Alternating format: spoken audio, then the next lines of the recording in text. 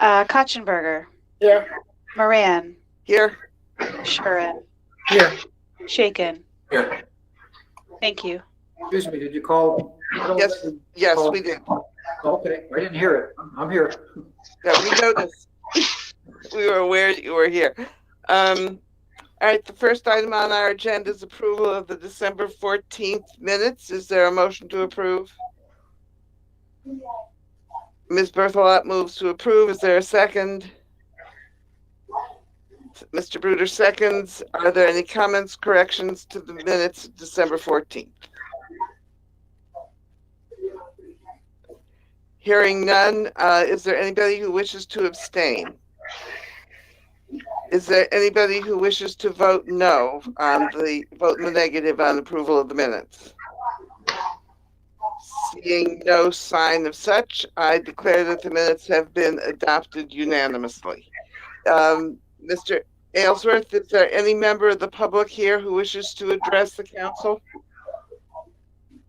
I have not been notified of anything. I don't believe any staff indicated that there were members of the public looking to identify or address the council tonight. Okay. Then it's up to you. And we're now up to the report of the town manager, Mr. Aylesworth. And welcome to the town of Mansfield. I mean, you're here officially working, but now you are actually living in town. So in one of our prime pieces of real estate. So, and at least one of your children is in school, so you are truly here. Fully integrated. Thank you, Mayor. A few things to note. The permanent fire chief position has been officially re-advertised. The application deadline is February 5th. I circulated a complete copy of the position profile and recruitment brochure earlier today. Position has been advertised in a variety of places. We had a strong applicant pool the last time, and the hope and expectation is we have a strong applicant pool this time around as well, and then hopefully even stronger. Just before the holiday, we held what was sort of an adjusted format for the holiday sort of luncheon and employee recognition ceremony. Because of COVID-19, adjustments were needed, and many thanks to the mayor for participating in that celebration of employee milestones. In your packets, you'll see everybody that was honored for achieving 5 years, 10 years, 15 years, 20 years, and 30 years of service, as well as those that are retiring. It's really a time to express our appreciation for all employees, but certainly those that are marking milestones. We didn't want COVID-19 to get in the way of that. It's important not to skip a year. And it was an honor and privilege for me as one of my first acts as town manager in sort of an official capacity, my first official event, if you will, as town manager, to be able to take part in that. The FY 2022 budget development process is well underway. Budget guidance documents were circulated just before the holiday, and we had a kickoff meeting on December 21st. Departments have been asked to complete their budget worksheets and narratives as well for both operating and capital requests by Wednesday of this week, so that we can start stitching it all together. One of the things I wanted to be sure to flag for everybody, and it's very much still an idea, you might say it's in the primordial ooze sort of phase, but one of the things that I initiated during my time as the town manager in Enfield, New Hampshire, was an electronic newsletter. And this document contained, everything from department updates to policy and project updates to calendars of community events, town meetings, basically any topic that we thought residents of the town would be interested in. It was very well received in Enfield. There was a sense that a communications tool like that was lacking. And I've been talking extensively with Margaret Chady, our new communications specialist, about that. Going to have an opportunity to talk with department heads next week at a department head meeting about sort of the goals and aims of that resource, but that's a direction that I think we definitely want to go. It's another way for us to get our message out in the public. It doesn't replace other things that we're doing. It's to help amplify what we're doing, and hopefully, people that are less likely to follow what the town's doing by just visiting the website or following us on social media, or attending a virtual meeting like this, or in-person meetings when they finally pick back up. A recurring publication, which is relatively comprehensive and provides a very broad brush overview of things that are going on, will help people stay engaged in their local government and have a better sense of what's going on. So again, just kind of working through the concept. Obviously, I'm familiar with the model we used in Enfield, but that doesn't mean it's the same model or format or frequency of publication that we're going to use here. But just want to let you know that is a direction that we're looking to go, and then hopefully the council will support that. I think for the department heads part, a lot of the content that will ultimately be incorporated in the newsletter is content that they are already producing for other purposes. It's a matter of just sort of repackaging it and repurposing it, if you will, for another purpose. The new elementary school building project, progress continues to be made. The project last month or 2 months ago, I guess, achieved 90% design status, and the school building committee last met this past January 7th, so last week, and basically went over what ostensibly will be the final budget. There's a joint meeting of the building committee and the board of education scheduled for this Thursday. And ultimately, the purpose of that meeting is to approve the project for submission to the state for final review and bidding approval. The expectation is the state review meeting will happen on the 21st, and approval to bid is assumed within 2 weeks of that date, with a March 2nd date of the project actually being out to bid and bids being due, if this timeline holds, April 13th. And in theory, construction could start as early as May 1st, and that continues to be the goal. I will save the COVID updates in my report for Rob, because I know he is here. A couple updates on the Small Cities Community Development Block Grant funds that we received or will be receiving for COVID assistance. That originally was intended for 3 different purposes. One was emergency childcare assistance, one was food security and nutrition assistance, and one was rent or housing assistance. The last of those 3, rent and housing assistance, has been pulled because there's actually going to be, we understand, a separate pot of funds available for that specifically that's being rolled out. And so the money's $500,000 in this case that the town of Mansfield is receiving will be reapportioned for those 2 other purposes, the emergency childcare assistance and the food security and nutrition assistance. A lot of the guidelines are still being worked out. We had a conference call today with state officials to go over a few more things.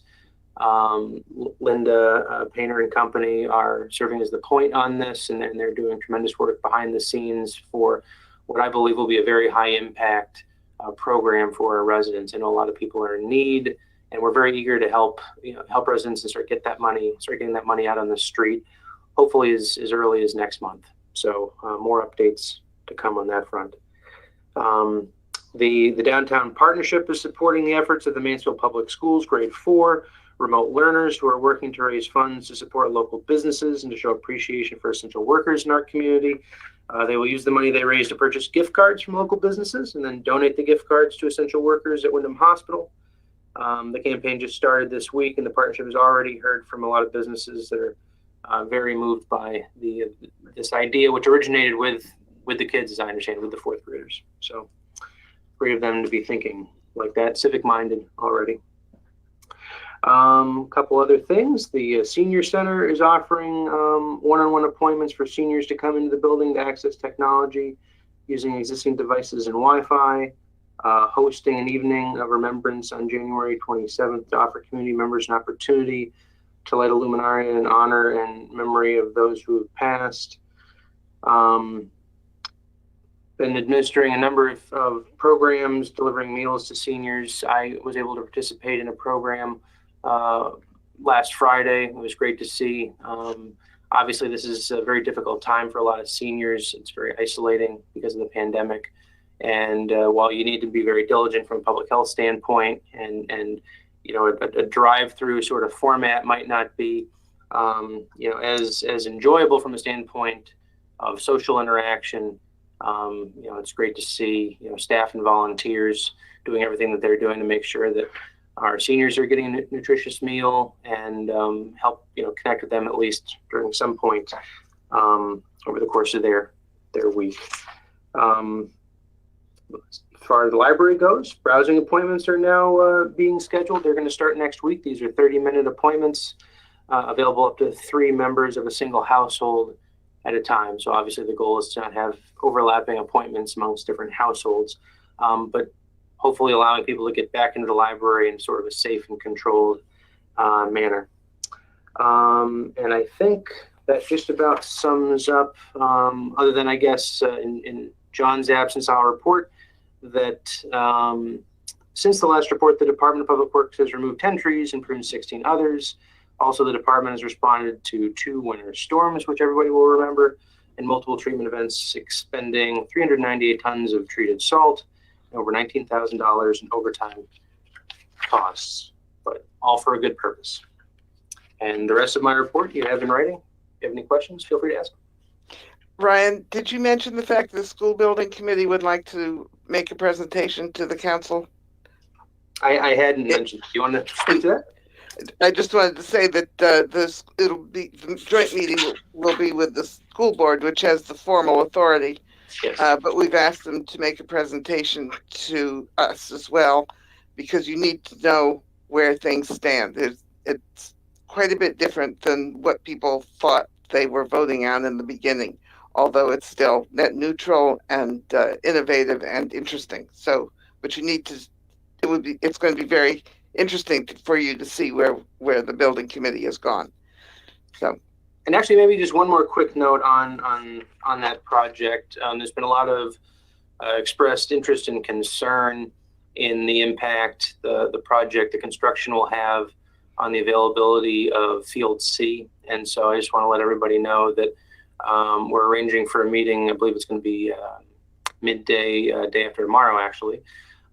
Meeting of myself, both superintendents, our rec director, representatives from the Little League, Mansfield Little League, as well as the athletic director from E.O. Smith to really put our heads together and figure out what the best alternative is. Given that it does not appear there is an alternative, it seems that using Field C for the project, it's going to be interrupted inevitably, and so we need to find an alternative site for Little League as well as varsity softball. Terry.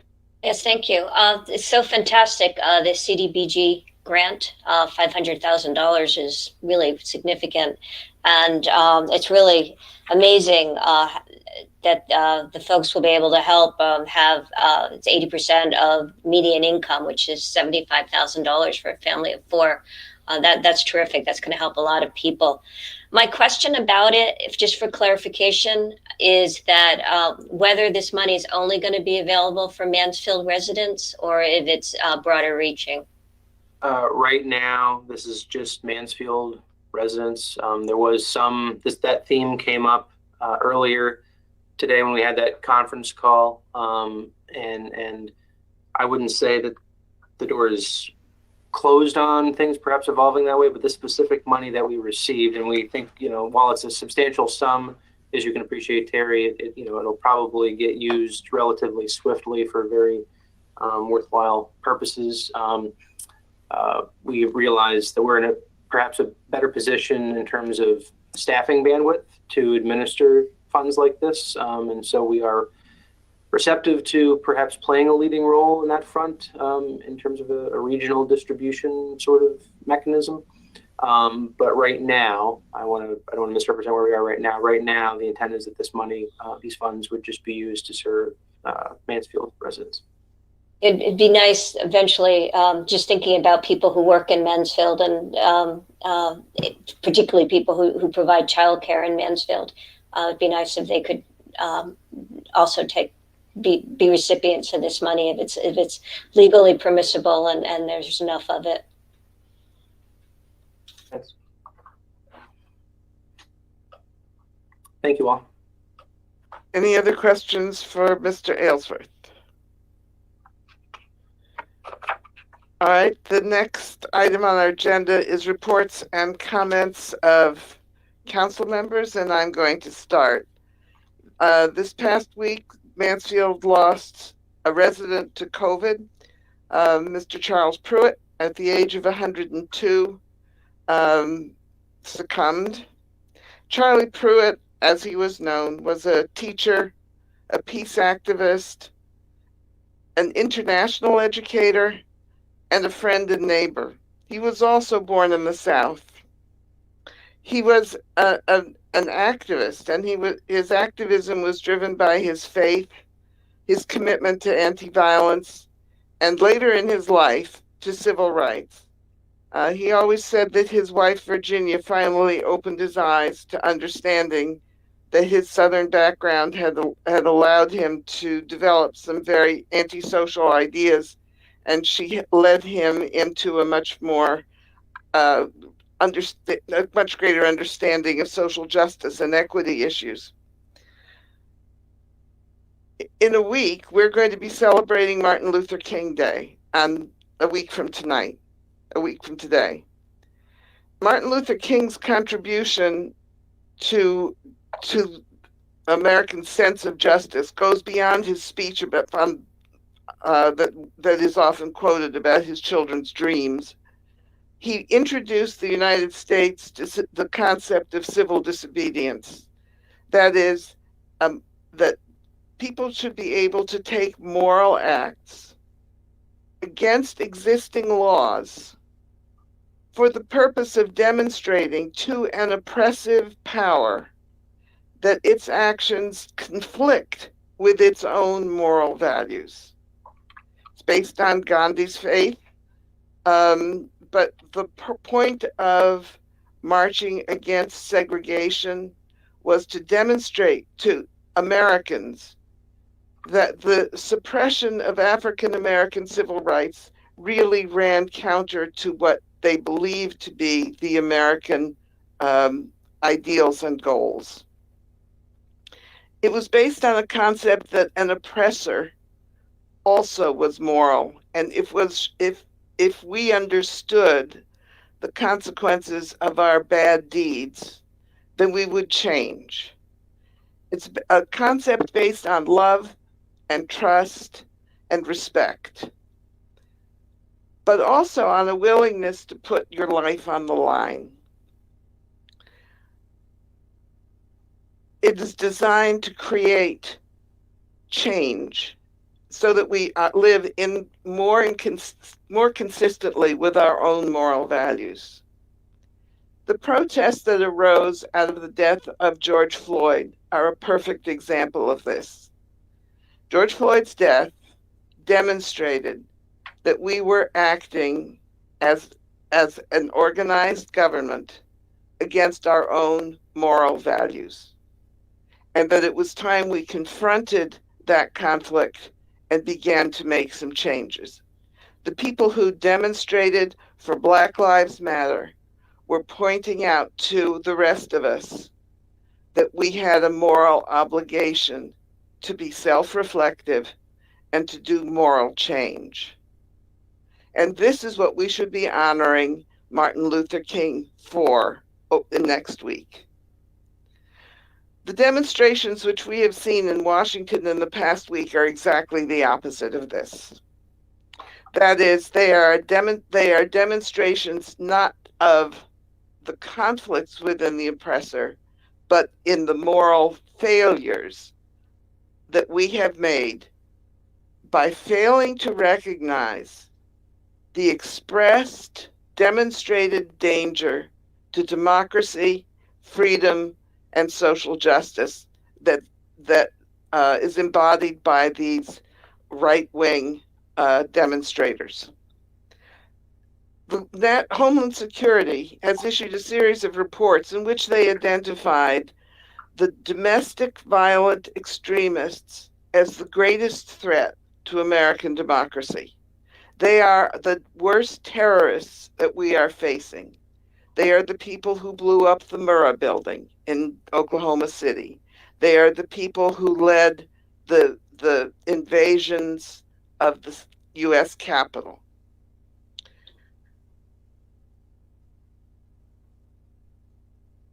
It's time that we faced the contradictions in our own political and moral systems. We need to do civil disobedience when it's necessary. We need to be active. We need to ask for non-biased law enforcement, which we failed to see in Washington this week. Stephen Colbert had a series of images of lines of policemen in anti-riot gear and around the Capitol. And he said, this is how we prepared for this. Oh, no, that was for Black Lives Matter. This was for they weren't there for this demonstration.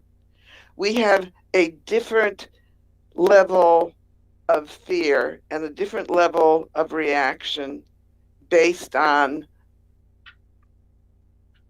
I want to say, the color of the participants, because that's what I believe to be true. But it is the nature, right wing versus left wing. We are more afraid of the left than we are of the right, in spite of expressed, armed attempts to take government over. So again, I call on all of us to examine our ideas of this, and I think Charlie would be proud of us if we did. That's my comment. Mr. Shuren.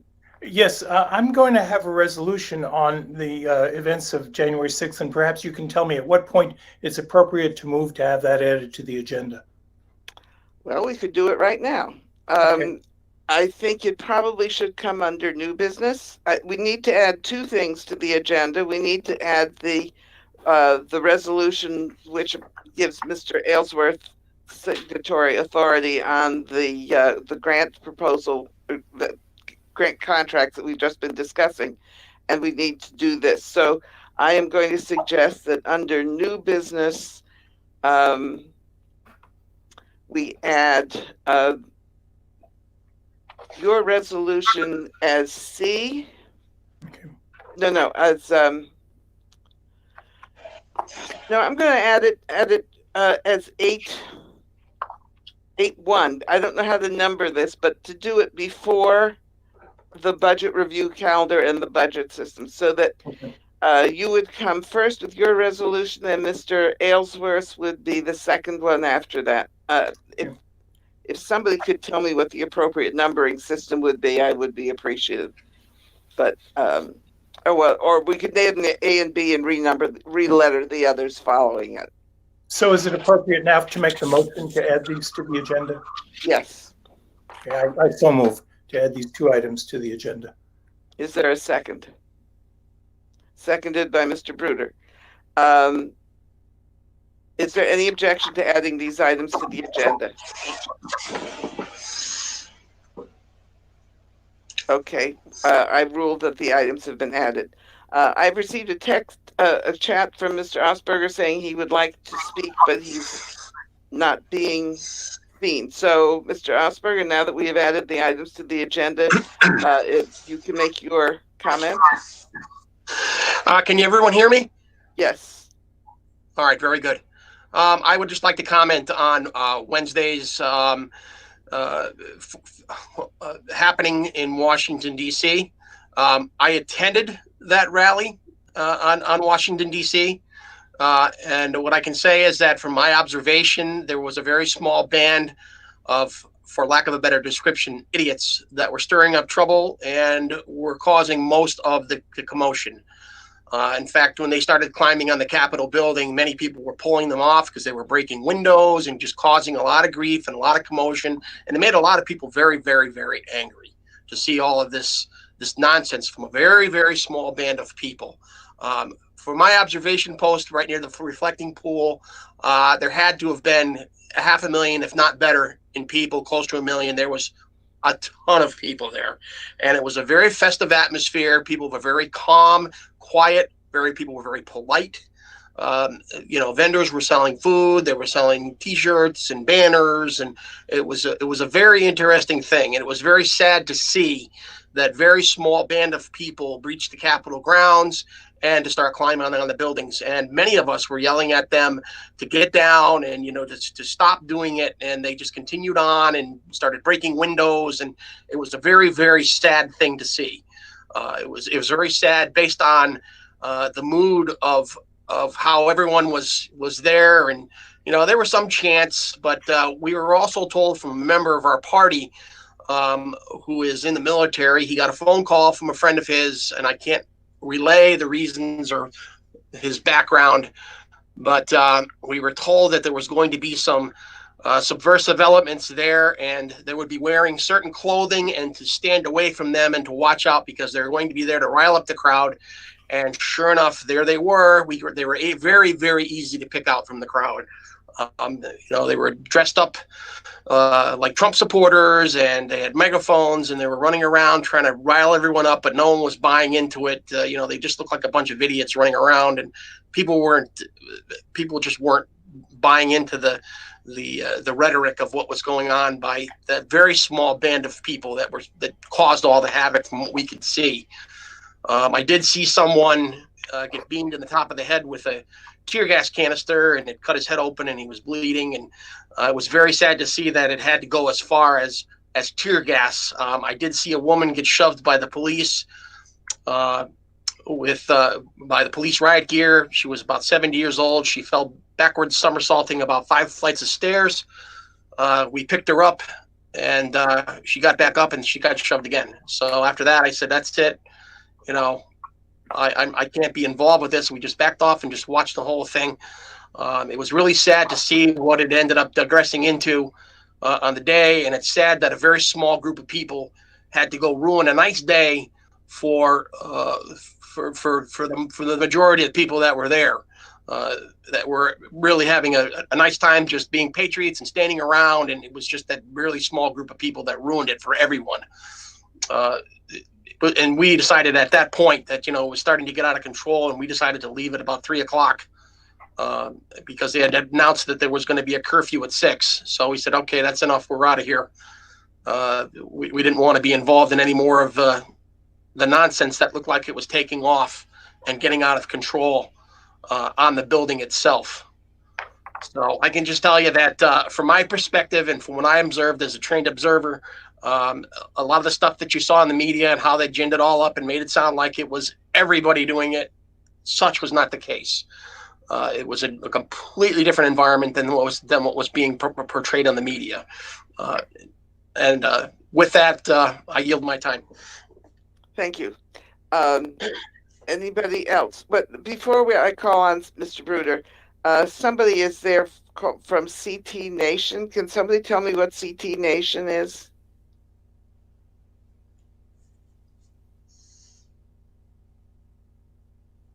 Sorry, Mayor, it's me, Linda Painter.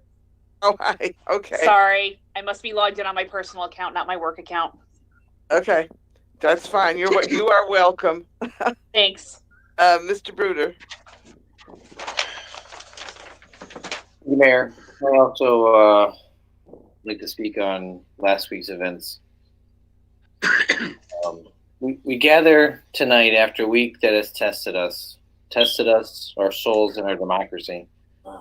We watched in horror as people of ill will stormed our U.S. Capitol, intent on overthrowing a free and fair election. We continue to watch in horror as those same people, some of them are neighbors, refuse to embrace the idea and ideals of America. We do have a lot of work to do repairing this rift. And so we are here tonight, gathered to perform the simplest acts of our democracy by carrying out the business of the people. We will do that tonight. We will do that tomorrow. We will continue as the United States of America right here in Mansfield. And with that, I end my time. Is there anybody else who wishes, any other council member? Mr. Freudman? Yes, I agree with the sentiments voiced by Mr. Osberger, and I'd like to say that having this as a topic of discussion while I understand it was an outrage at what happened in Washington and should be condemned, but I will tell my colleagues, I see this as a case of selective outrage. For months, night after night, we were seeing riots by Black Lives Matter and Antifa burning down our cities, causing loss of life, property, injuring people, setting fires that dwarfs what happened in Washington, as awful as it was. I understand the symbolism that it was the capital of the nation. There's no sugarcoating that. But in terms of the continuous coast to coast mayhem launched by what I'll call people on the left, and the way the media, the mainstream media, downplayed it. There were cases where reporters were saying, oh, these are mostly peaceful demonstrations, and you're seeing the fires burning in the background. I didn't hear any expressions of outrage and resolutions possibly being proposed by members of the council on the other side of the aisle. But over this, you're jumping right on it. And I'll probably have more to say later, but I would like to advise our colleagues that we have enough on our plate, and there's enough conflict between those of us from one party and those from the Republican Party and those of the 6 members of the omnipotent supermajority Democratic Party on the council. We have enough issues over the town, and maybe we should just stick to our knitting. Because if you want to delve into the culture wars, well, we'll have at it. But I'm upset. I'm not at all condoning what happened, but I still say this is a case of selective outrage. Mr. Kotchenberger, followed by Mr. Shaken.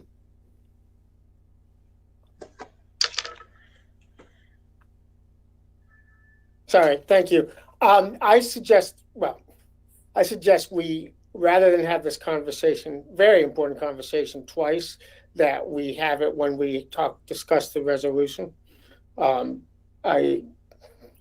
was about to say a couple of comments because I disagree very much with Mr. Freudman, but I'll try to live up to what I just suggested or recommended. Thank you, Mr. Shaken. I want to just take this opportunity. I don't normally do this. I will generally agree with my colleague Peter, and I will save my comments specifically for the debate about the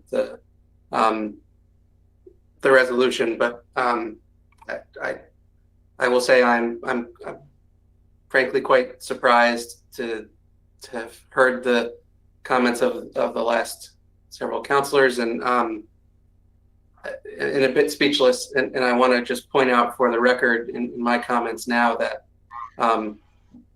based on every fact that has been reported by the free press, by the federal agencies that were responsible for protection of the United States Capitol, one of whom suffered the loss of 2 of their officers, that there is absolutely no evidence that that these demonstrations were organized by, and that the people who attempted a seditious act to take over the United States Congress as it was in the process of certifying a free and fair election were anything other than right-wing protesters who came to the Capitol urged by President Trump to do this very act.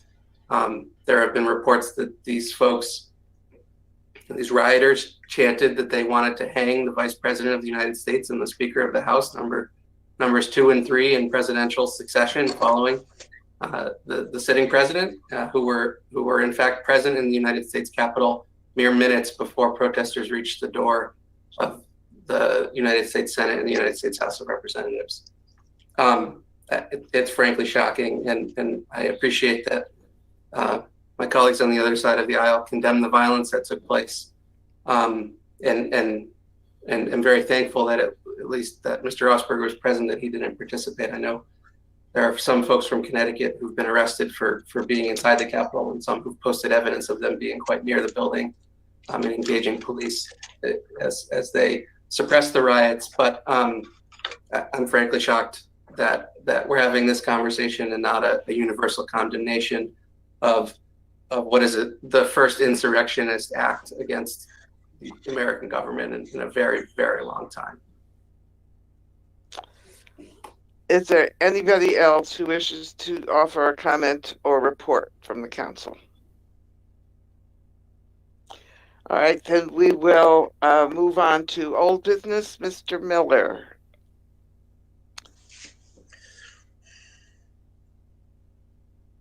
Are you there, Bob? Rob, there you are. Good Welcome, evening. Rob. Thank you, Madam Mayor. Good evening. Good evening to the rest of the councilors. Thank you for having me once again. I'll try to make my report relatively brief. To start off with, I just want to discuss some surveillance information, surveillance numbers. The state of Eastern Connecticut is actually experiencing a bit of a surge right now, unfortunately, over the past 2 weeks. Certainly that could be at least in part attributed to the holiday gatherings that did occur over that period of time. In the state of Connecticut, and specifically for the town of Mansfield, the 14-day rolling incidence rate for the period ending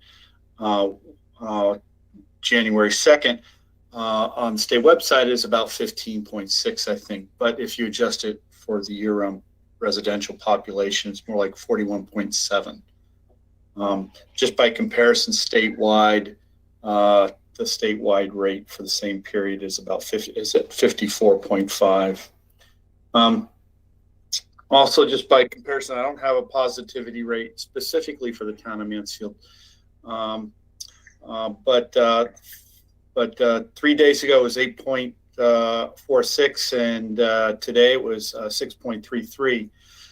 During recent testing at the Mansfield COVID testing drive-through site, and 12/23, we did 207 tests for 2% positivity rate.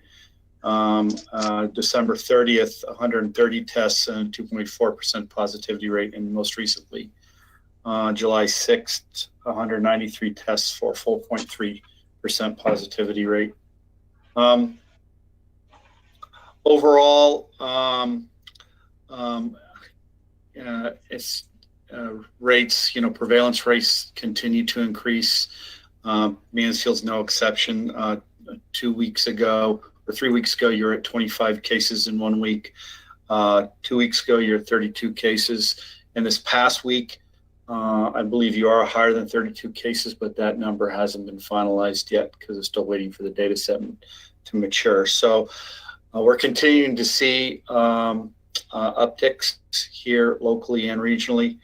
And so with that understanding, we continue to urge individuals and entities and organizations to be as diligent as possible in the COVID protections that we've discussed and highlighted time and time again. I've started up meeting again weekly with university and state epidemiologists regarding the Yukon. Met last Wednesday. We'll meet again tomorrow. The university's plan has been relatively well documented in the media. They're obligating all residential students to do pre-arrival testing, and then of course upon arrival, post-arrival testing, and they'll engage in a 2-week quarantine period, starting the day of their arrival, 2 weeks into class. So all classes will be distance learning during that period.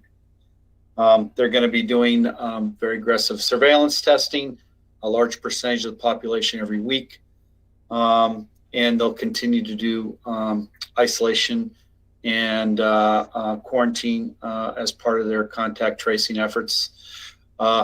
Despite the updated guidance and options now provided by the CDC, they'll continue to use a 14-day quarantine period as opposed to some of the reduced period options recently provided by the CDC. I do know that the state's going to be coming out with updated guidance for institutes of higher ed and their efforts to start up again this spring semester, and that updated guidance from DPH should come out any day. I know the university is anxiously awaiting it. For our part, we continue to support our schools and our local municipal partners in keeping the workplaces as safe as possible, providing guidance on mitigation measures, and doing contact tracing in the workplace setting. We can continue to do that pretty routinely. I've already talked about the testing. I know the state's seeking to ramp up testing again in the region. For our part, pretty soon here we'll be seeking to hopefully extend the testing sites we have in place now for another month. I still have to approach that topic with our state partners. I know that they're looking at indoor testing options. I'm not quite sure yet as to how that will work in concert with our current outdoor testing sites. So more to come on that piece. And then finally, the health district has earnestly begun and initiated our vaccination campaign. We started the last week in December. We've been doing clinics every week, multiple days a week since then. We've vaccinated to date, administered to date approximately 590 doses over I think about 6 clinics. I couldn't do it without the help of our Medical Reserve Corps volunteers, which have been assisting our regular staff at every single one of these clinics. We're starting to wind down on the phase 1A rollout. And I think we're going to be starting up the phase 1B rollout next week. We're getting updated information every day from the state of Connecticut on exactly what those sub-prioritization groups will be. Phase 1B is a very large group. It includes those 75 and older, those in conjugate residential settings, and all essential employee workers. And the essential employee workers is in and of itself a very large group. It includes teachers, DPW, balance of first responders, infrastructure staff, a whole host of additional critical workforce sectors as defined by the Department of Homeland Security. It's a big group. It's going to take a few months of vaccinating to get through that group for the state of Connecticut. So we're all very anxiously waiting to see how the state's going to prioritize those subgroups within the broader group. The Governor's Advisory Committee on Vaccination is meeting Thursday. And so hopefully the governor will come out and announce what those groups, what the order of those subgroups will be very quickly after that. I can tell you for our part, the health district, we're going to be working as I currently understand it, although it's interesting how quickly plans can change. But right now, our plan assumption is we will continue to focus on our public sector employers and their essential workers, both on the local government side and on the public school side. Once those groups are identified and announced and eligible for vaccination. This is a long-term campaign. The health district anticipates standing up and operationalizing vaccination clinics every week from now, well through the spring and probably well into the summer. I want to just take a moment to thank the town of Mansfield and Jay O'Keefe and the Mansfield Community Center crew hosting and allowing us some space to conduct these clinics. It's been very valuable to have a place that's so close by. Makes a big difference in terms of logistics and time, so particularly given that time and resources are very short. With the volume of work ahead of us, it's very helpful to have a place close by.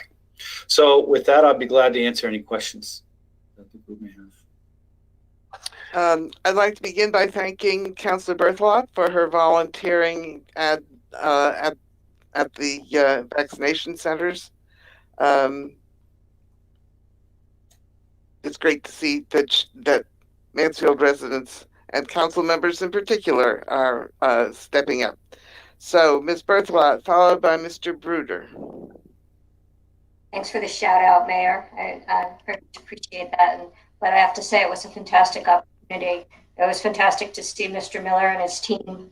They're excellent human beings to begin with, but professionals running a really tight shift. It was very, very impressive how organized they are. I don't want to be presumptuous and speak for you, Mr. Miller, but I'm guessing probably having more volunteers would be helpful. And if possible, I'm hoping maybe you'll remind folks how that they might volunteer, and that it's a pretty quick process to get set up, and that folks don't need medical experience. I don't have any medical experience, but I'm pretty good at putting up signs and putting down tape and watching people to make sure that they're in the right lines. And that's an important part of the ship running well. And I also want to say, Mr. Miller, that I think the other town councilors would support me in saying that we were very glad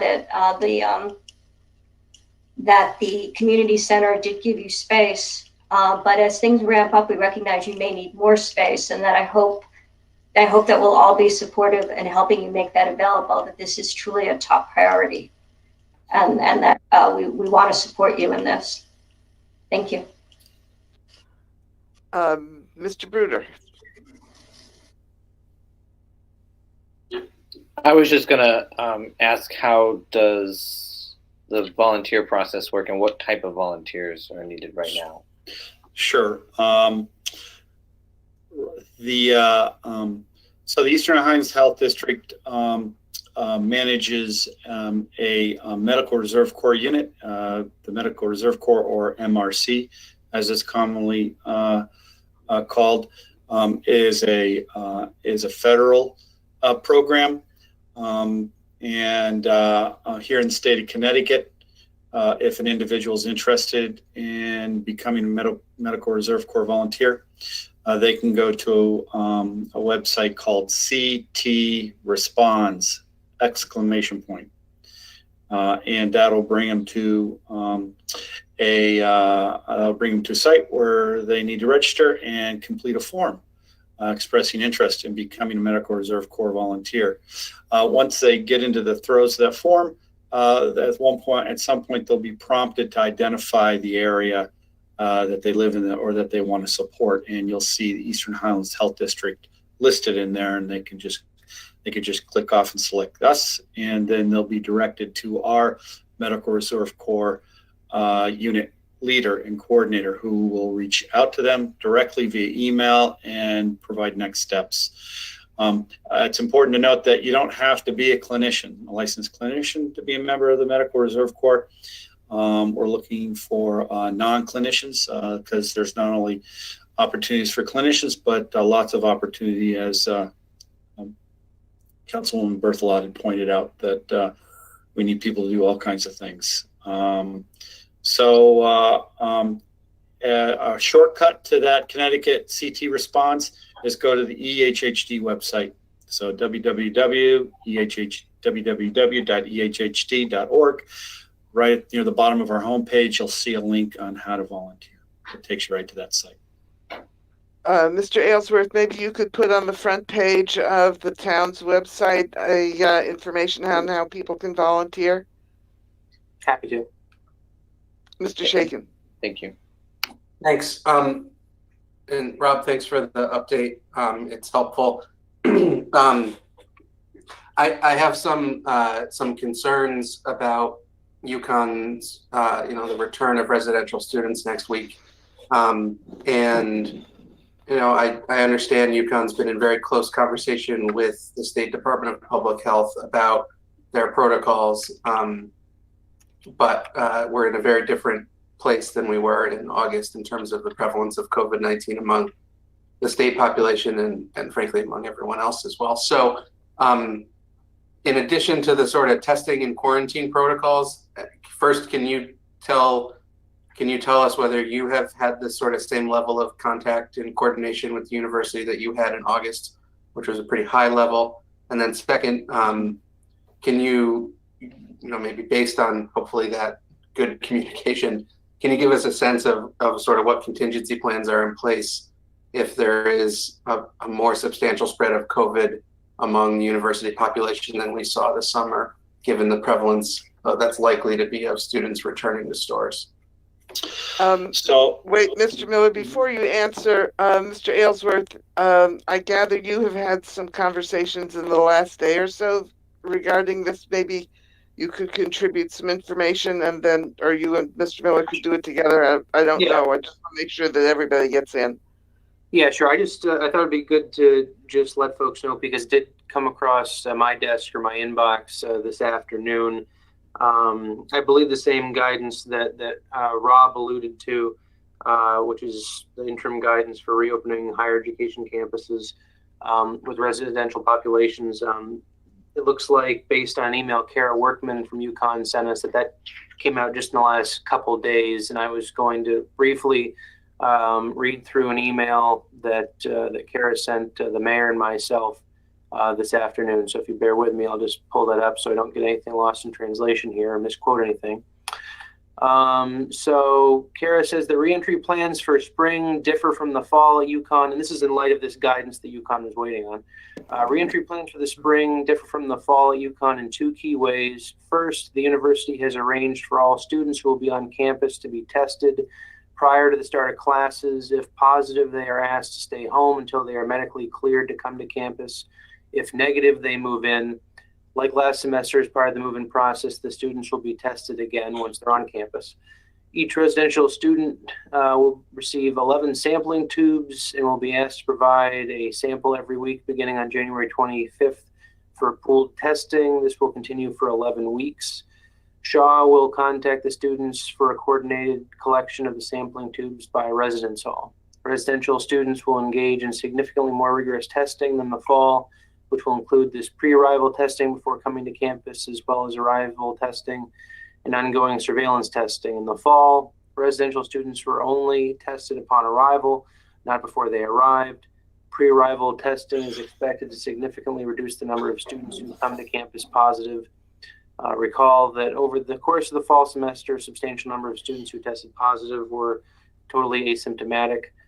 Off-campus students who will have a university presence, i.e. in-person classes or employment, will have arrival testing and will also be asked to test every week through February, and then will be part of a regular surveillance testing along with the residential students. All off-campus students will have access to pooled testing and self-selected asymptomatic testing. And then the second way in which this spring will be different from the previous semester is that instead of a 2-week quarantine period for residential students with no classes, the first 2 weeks of classes will be online only during the residential quarantine. Residential students will still be required to quarantine for the first 2 weeks of the semester, but being able to attend class online removes the need to arrive 2 weeks early or start the semester 2 weeks late, and will reduce the sense of TDM and isolation students reported during the fall quarantine period when there were no classes. So that's the update from Kara Workman with UConn. Mr. Miller? So to answer Ben's question regarding coordination, yes, I anticipate the same level of coordination between my office and Dr. Error, the director of student health and wellness, and then indirectly by the university from there.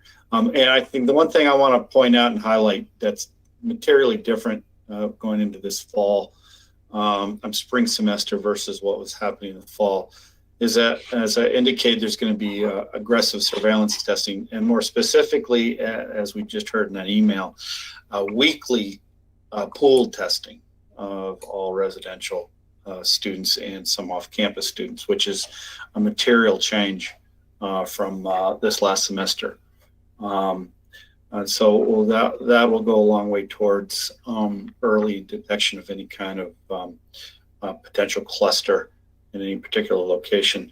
I imagine the university will employ the same approach they took in the fall with regards to, once they identify a cluster, then locking down a residential building.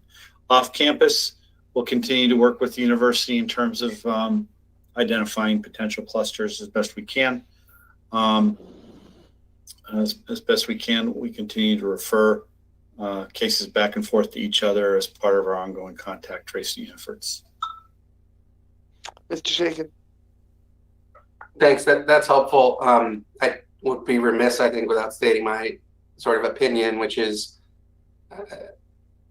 not maybe that different from over the summer, but with the vaccine so close and with the number of students who, while they are a low risk population in terms of their health, impacts of COVID certainly are not a low risk population when it comes to transmission. That it strikes me that a delay of the spring semester returning in person until students might, living in congregate settings might be included in a portion of the vaccination program in a month or two would be the safest choice. I appreciate that that's a difficult decision to make. I know I've heard that it's been something that's been considered and rejected by the university. I hope that is the right decision and that the return doesn't lead to that situation happening as it did last March. On the vaccine distribution that your office is overseeing, two things. First, the governor announced today that the first phase of 1B would begin on Thursday or would begin actually today, and authorized vaccination sites to begin to today give excess doses of the vaccine to people over the age of 75. And then starting Thursday would allow people over the age of 75 to schedule their vaccination appointments. I think you said, Rob, that your understanding is the health district's vaccination would continue to focus on public employees who are part of the essential workforce. Do you have any information about how people who are over the age of 75 in Mansfield would be able to start registering for a vaccine appointment, or would be able to, if there are excess dosages, receive the vaccine this week? So there will be at some point a few options for our senior population over 75 years of age. We here at the Eastern Highlands Health District are anxiously awaiting the state to upload what they've announced that they would be doing, which would be an online form, so that seniors can enroll in the Vaccine Administrative Management System, VAMS, which the health district is obligated to use as a licensed COVID-19 vaccination provider. Right now, based on our contract with the state and other obligations, we can only administer vaccine to people who are actually enrolled in VAMS. And so it's going to be, it's at some point in time for the Eastern Highlands Health District that might change. That's why, however, in the near term, we're hopeful that the state will get this online form up and ready to go, so that the seniors or somebody who will be has the ability to assist them can go into this website, complete the form, and complete the enrollment in VAMS, so that we could then administer a vaccine into their arms. Once this form is in the system, then there's gonna be as we all know, there are lots of seniors, none of which are digital natives, that are in a position necessarily to access vaccine through the internet. And so there's going to have to be alternative ways for seniors to get this vaccine also. And I know the state is working on that. But it's interesting. The governor has made this announcement that those over 75 can get it in the near term. But the reality is right now on the ground, for our part here at Eastern Highlands, unless we can figure out how to get them enrolled in VAMs, it's very difficult for us to actually do that. And that's true for many providers, as far as I know, around the state of Connecticut. So hopefully in the near term that form will be online sometime soon. So thank you. That's helpful. And I think what the governor announced today is Thursday is that near term, that the enrollment for seniors would be live on Thursday. And there would be phone support for folks who are not digital natives. I would just say, as one counselor, and if there's a way the council needs to make this more official in order to get it going, that that I would suggest that we do it soon. We have a large population of seniors in Mansfield. I don't know offhand how many people over the age of 75 there are. It's my goal as a town councilor to do everything that we can as a town to get shots in arms of as many people as possible, as quickly as possible. We have to act within the states and the feds prioritization guidelines, which, regardless of how quickly they're moving, we have to act within them. But now that there appears to be at least a subset of the general public eligible, I hope that our Human Services Department is doing outreach to people over the age of 75. I mean, if we have to go through the voter rolls and knock on doors, I think we ought to do it, and help people get appointments and help people get transported to those appointments, et cetera. Rob, I know the Medical Reserve Corps is a federal program that has some restrictions on its use, but it strikes me as that being a task that volunteers could undertake as well. And I also want to say that it's my hope that the same goes for the Eastern Highlands Health District's access to all town resources, whether that's full facilities if needed as this ramps up. It's my expectation and hope that we will move heaven and earth to have the easiest and best access to the vaccine in the town of Mansfield as we possibly can. I know you're sharing the community center space with an open rec center right now, and if that becomes an untenable situation, it's my hope that we would accommodate the health district over the needs of the rec center to be open as a gym for the public.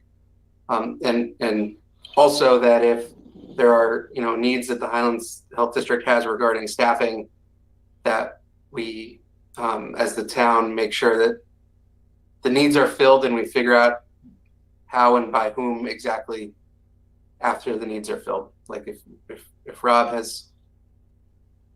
the health district has staffing needs, understanding that we share the health district services with lots of other towns, that we fill those needs and then approach the other towns later with trying to figure out how to pay for it all.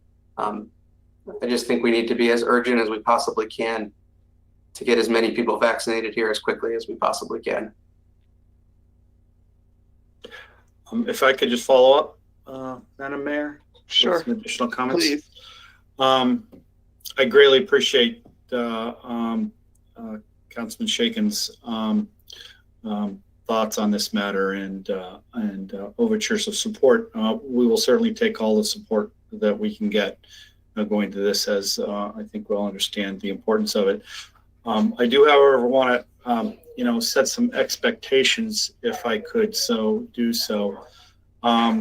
There's going to be the vaccination campaign is going to be a long one, and the health district, even with the town support, it's going to be important that we pace ourselves.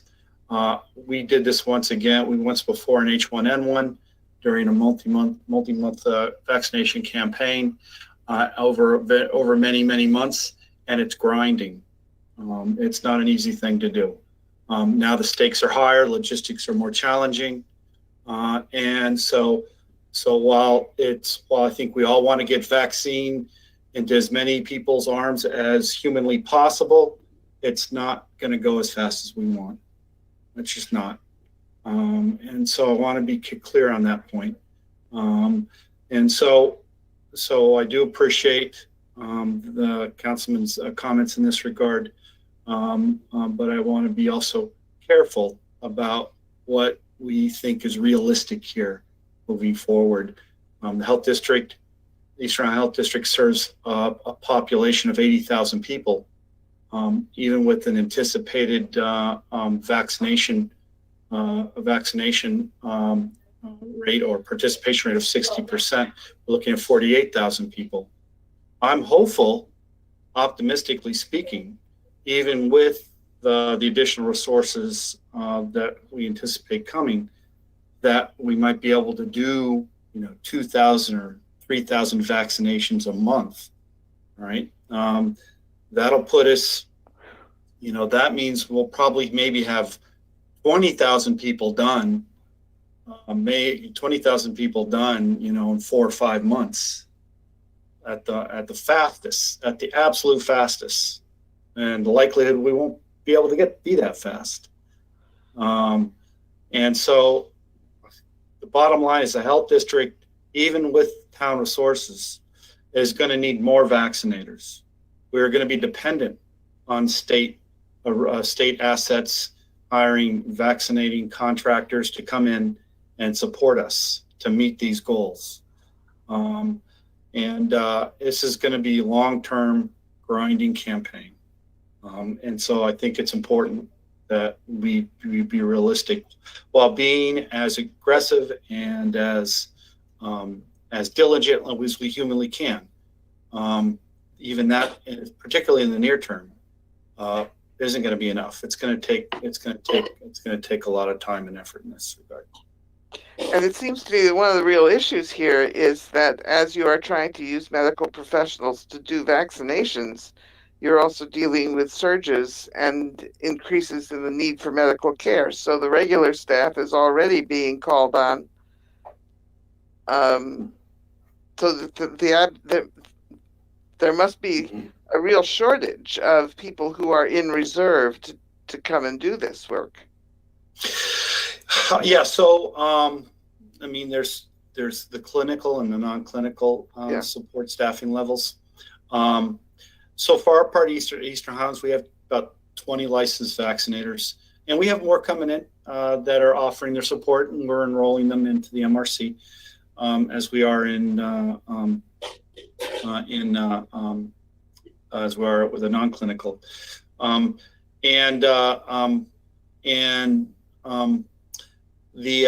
we've got about 90 or maybe 95 total MRC volunteers. So then there's another 60 or 70 or so that are non-clinical that are supporting us. And that's definitely not enough. I've already started conversations with some state officials about bringing in contractors in the area to do a large-scale drive-through clinics to help support our efforts here regionally. And so those conversations have already started. The other thing I wanted to note is right now the state's put out some preliminary plans. As I mentioned before, we are anticipating other avenues and methods for seniors to get their vaccine.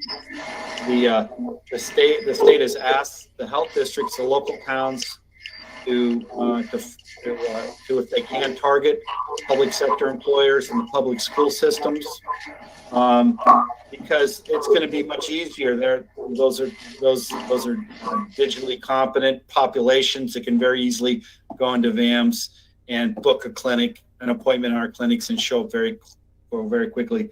We can get it done. With the seniors, it's a much more logistical, challenging issue. So, to Councillor Shakin's point, senior our social workers and our social services departments and other social service entities, anything that they can do to facilitate and support our senior population to figure out and get enrolled and get their shot. I think that's going to be where a lot of the support is going to come from to get the seniors vaccinated. Just to follow up briefly. Mr. Shaken, you've had quite a bit of time. Ms. Berthelot, followed by Mr. Shaken. Just a clarifying question, Mr. Miller. Do you anticipate that UConn will be doing shots or giving the immunizations to campus employees and students, so that will be off your shoulders? It's my understanding that the university employees who are Phase 1A and Phase 1B eligible will have access, and already do for the Phase 1A eligible staff, through UConn Health, not Student Health and Wellness, but the health center and its health network. They also have the option of uploading their employees to the VAM system, and some employees can get their shots that way, because the VAM system is an open network of clinics. Our clinics are open to any Phase 1A eligible person in the area, not necessarily just Mansfield or Health District residents. And the same is going to be true for Phase 1B eligible personnel too, except what the Health District's been doing is timed, targeted messaging to our local partners who employ eligible staff, and in this also in this case to our senior populations, to those entities and agencies which represent our senior population. Again, timed, targeted messaging, letting them know that our clinics are posted to the system and that they should go on now to make an appointment, because there are open appointments available. I don't know if I answered your question or not. I think so. Mr. Shaken. Thanks. My comment was actually related to Terry's question, which is we have some time before we're anticipating most of the public is going to be eligible. But when we get to that point, sometime in the spring, hopefully, or maybe the early summer, we're talking about the need to vaccinate several million people in the state of Connecticut, and as many of those 80,000 people who live in this health district as possible. I just want to encourage, if it's Rob or Ryan or others on staff, to approach the university now and to try to start working on how we can make all vaccinators possible available as quickly as possible, even after the university may complete its round of vaccinating its on-campus staff who may become eligible early in 1B, and that unlike the testing regimen and system that exists today, where the university is only testing university-affiliated people, students and staff, that the folks who are authorized to give vaccines, nurses and doctors and others who work on campus, are continue to give vaccines to the extent possible to members of the public, as long as those members are eligible, et cetera, that we start laying the bureaucratic groundwork that needs to happen to work through all the kinks to get a system like that funded and put together, so that we can just utilize the resources we have to the maximum availability that we can. So I do have one final comment in that regard. So we do have actually an agreement with the University of Connecticut to do just that. And we've actually drilled it. Those relationships already exist. I've been, during certain opportune times, planting those seeds of reminder with key people at the university. So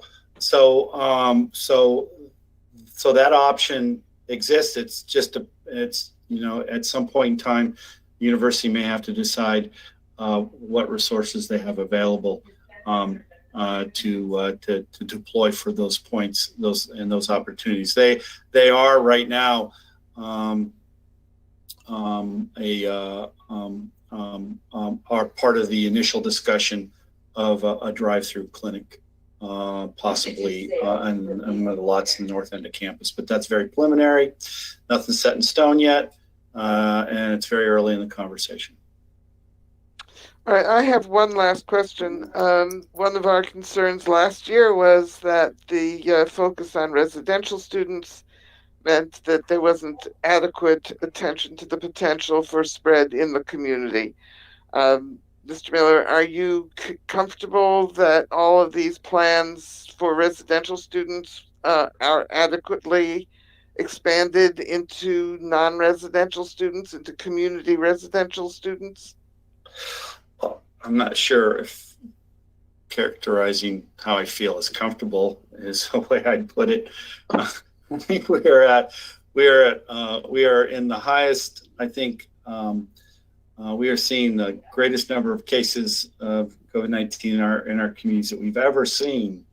I'm not sure that I could ever be comfortable, given the circumstances that our population is currently experiencing and that of the state of Connecticut. That being said, from what I've seen, the universities being diligent in their efforts to expand controls. I like them, and I'm anxious to see the DPH's updated guidance for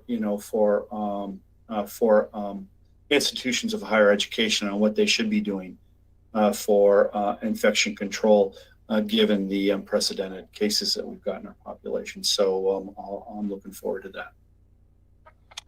Thank you. Any further questions for Mr. Miller? Well, thank you very much, Rob. I know you that our vaccination center is a model. One of the few. Is there any other in Eastern Connecticut currently functioning? Yeah. So our colleagues just east of us, the Northeast District Department of Health, were able to stand up, operationalize their clinic operations about the same time we were.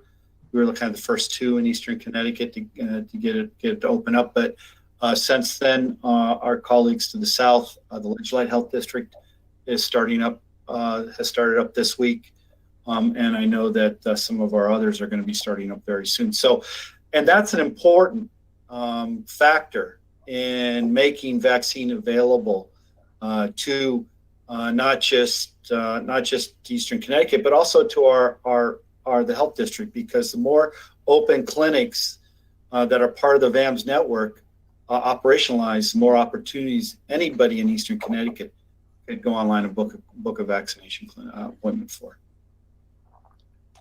Okay, thank you. Anybody else which to ask a question?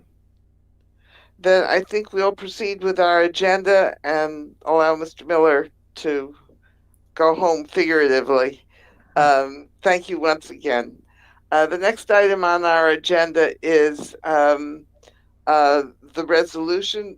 Mr. Shuren, we don't have any paper on this. Would you, although Yes. I believe you did send an email. Yeah. Well, I will read the resolution. Whereas the town of Mansfield is united in its support for democratic values, the right of free expression, and the processes of government embedded in the United States Constitution, and whereas the town of Mansfield supports and endeavors to uphold the norms of the electoral process in the United States and appreciates the work of those who have administered that process openly, honestly, and fairly in the challenging circumstances of the past year.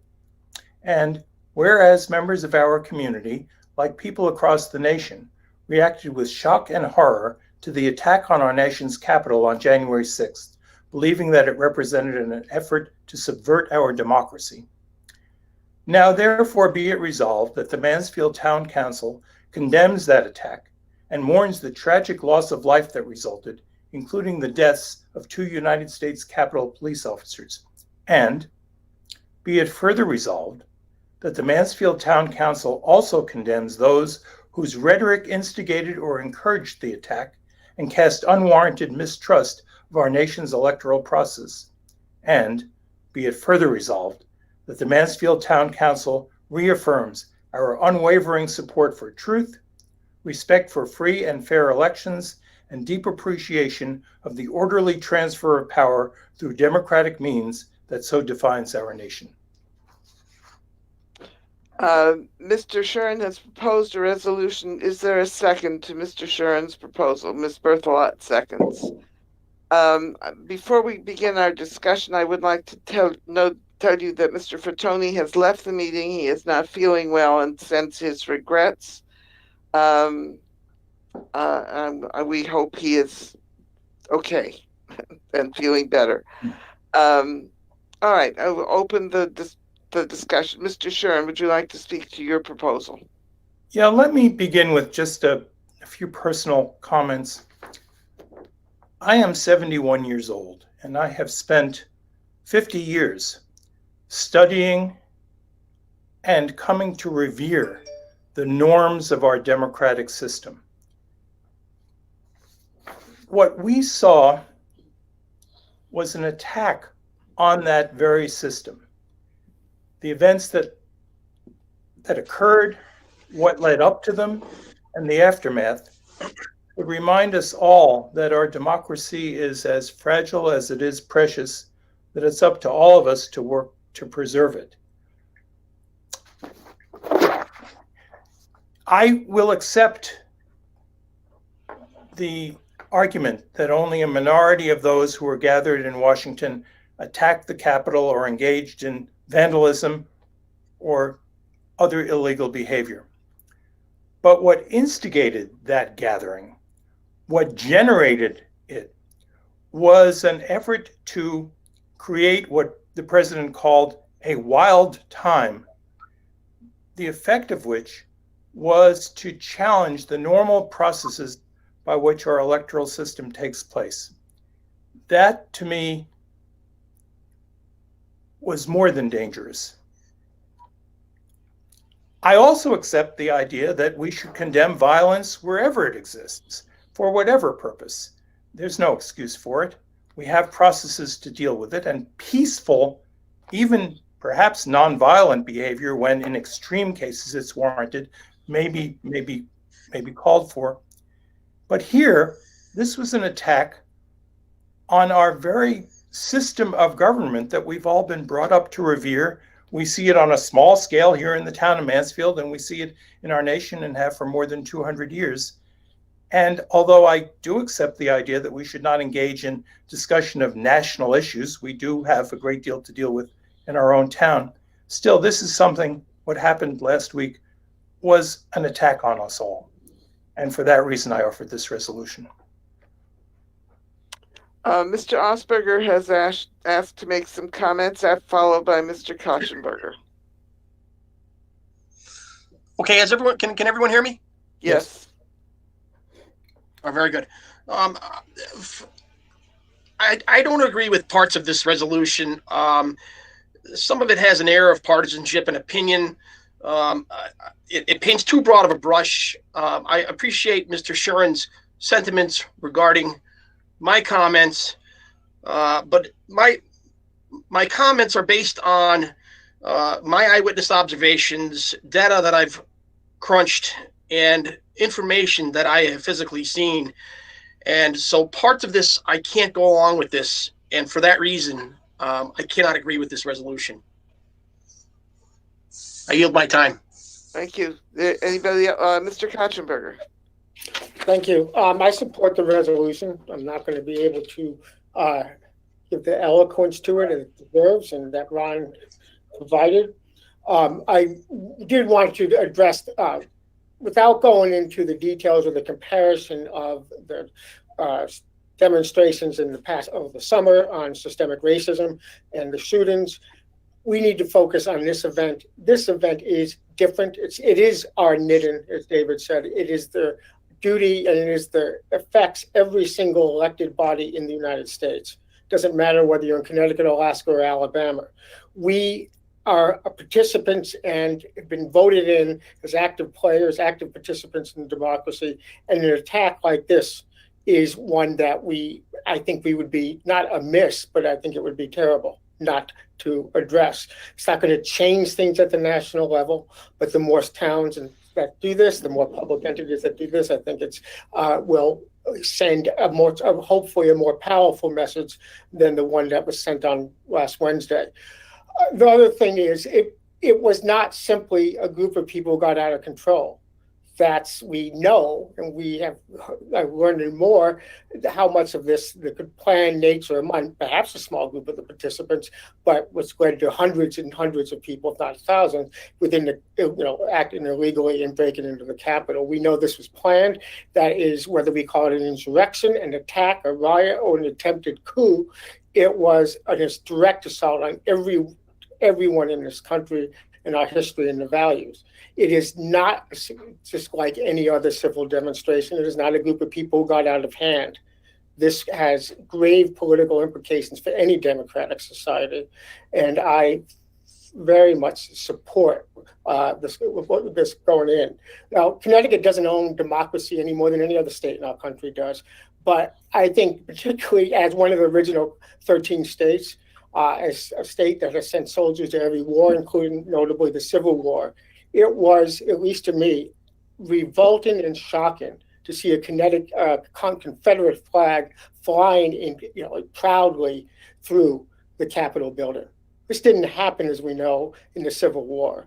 It is appalling that it happened now and that we do not take action, even this, to do something to, mention discussed about that and a support for democracy. Thanks. Mr. Shaken, followed by Mr. Freudman. Thank you, Mayor. And I want to echo the comments that Councilor Kotchenberger and Councilor Shuren made, and say I also support this resolution. I was thinking over the weekend that as an elected body, we ought to make some sort of statement, and I'm glad that we have. I also agree, and I know Councilor Freudman mentioned this earlier in the evening. Generally, I'm not someone who loves to take positions on all sorts of state and federal issues, even though sometimes we hear requests from citizens for us to take issue positions on things. But we do it occasionally, and I think as we've talked about, I think it's important that we do it on this occasion. We're just the town council here. We're just 9 sort of citizens who volunteer our time to take care of the affairs of the town. They're usually pretty mundane and boring, but so is the work of democracy.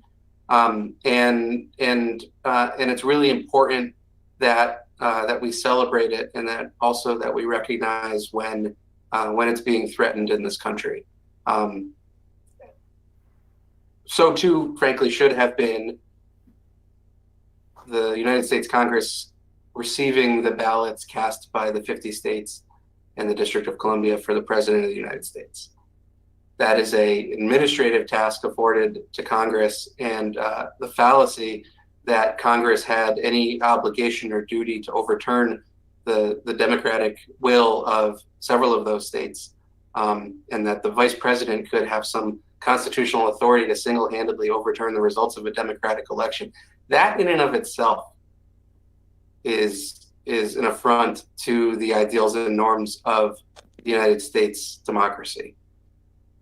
That then violence happened, that people rioted, that people broke down the doors of the United States Capitol, that people beat a police officer with an American flag pole, that people came, by some accounts, within mere seconds of breaching a United States Senate that was inhabited by the folks who we elect here in Connecticut, and that everyone else elects around the country to do our will in Washington and in the federal government is just beyond the pale. And so this is a very small act. It's an inconsequential act compared to what will happen in the United States Congress, what will happen moving forward. And if everyone has read the news about what's being considered now as a reaction by Congress, but I think it's still an important one for us to make as a town council. I appreciate that that there are councilors who disagree with me politically. I am,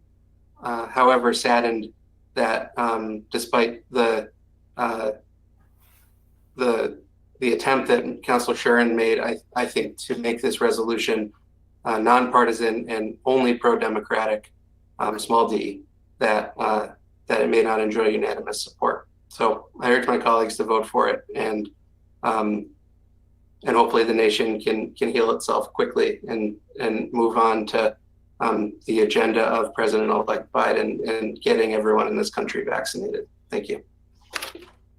Mr. Freudman. Yes, as I said before, this is selective outrage. There was much more violence coming from the political left month after month after month. You know, Black Lives Matter, which is an anti-Semitic organization, at the last weekend in May when Black Lives Matter, along with Antifa, were having riots in Los Angeles, Jewish owned businesses and institutions were targeted. And I mean targeted. They had signs that had to have been pre-made, you know, it wasn't on the spot. And those institutions were attacked, and businesses from coast to coast. You know, you talk about the concern about the attack on our system of government. The U.S. courthouse in Portland, Oregon was attacked night after night after night. And the same kind of thing was going on in other cities, you know, Chicago, New York, many places in between. Those too were attacks on our norms of democracy.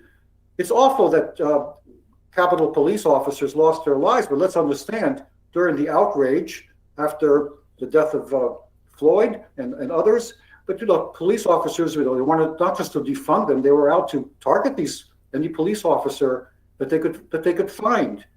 And what concerns me about this resolution is that there wasn't anything like that when there was basically a pogrom against Jews in Los Angeles in late May, and attacks from coast to coast on many institutions of government, as well as private property and loss of life and injury on a scale much bigger than what went on in Washington.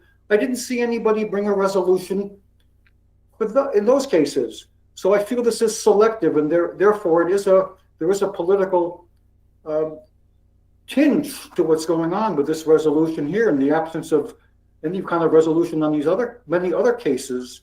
And that's why I can't support this resolution, because I believe it's one-sided. So that's why I don't support this. Mr. Bruder. Thank you, Mayor. I want to strongly voice my. I'm sorry. I'm trying to. I'm stunned at some of the comments. I don't know where there's a comparison between the Black Lives Matters movement and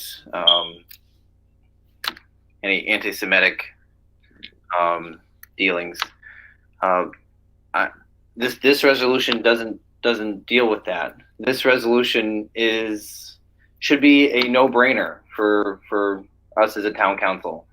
The violence and the attempted overthrow of the U.S. Capitol is not in any way comparable to any demonstrations that occurred over the summer. I'm struggling how we got to this point when this resolution is really meant to try to bring us together and unite against an evil that is trying to overthrow a fair and free election. You know, and I hope that my other counselors can support this resolution as well. I'll leave it at that for right now. Ms. Berthelot, followed by Mr. Kachenberger for the second time. I want to start by thanking Councilman Shoren for preparing such an eloquent and thoughtful proclamation. And I know that he put a great deal of time in it, specifically making it clearly nonpartisan. I also want to thank him for words he spoke in speaking to his motion, reminding us that democracy is fragile and precious. I think why we're here today is because we've allowed lies to go unchallenged. I think that when we stop remembering how important truth is, we really put democracy in a fragile position. When we allow lies to go unchallenged, What we stop doing is respecting each other as human beings, and we doom this very precious and fragile process. So I fully support this proclamation. I hope that everybody digs in to be sure that when we speak truthfully, that we know that we've got the facts lined up, and that we support what is good and we denounce what is evil. Thank you. Mr. Kachenberger?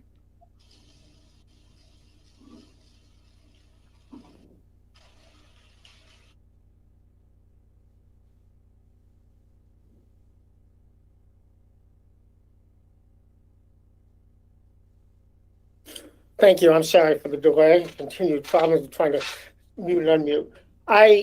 This is my second time speaking. I'll keep it hopefully very, very short. As I look through the resolution, and this isn't, I agree with what Terry just said and others. I'm not sure what's controversial or partisan. It's not democracy. It's not upholding the norms of the electoral process or in our elections. It's not that, and presumably it's not presumably. Certainly, it's not opposing the attack on the Capitol for whatever motivations.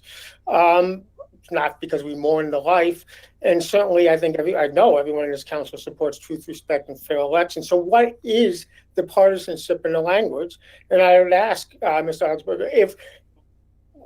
I don't know if any changes will be voted on, if this will be voted on, or if any changes will be accepted, but point to the specific language, because I don't think there's much there that could be, that is objectionable or partisan. Let's see if that can be modified, maybe not. But a unanimous vote, especially, for a party, for a council that has this very diverse views, political views, a unanimous vote on this is a powerful message, at least for our town. And I would ask to identify and let's discuss what these partisan words or phrases are in this document. Thank you. The question's been posed to Mr. Osberger, Mr. Shaken, followed by Mr. Freudman.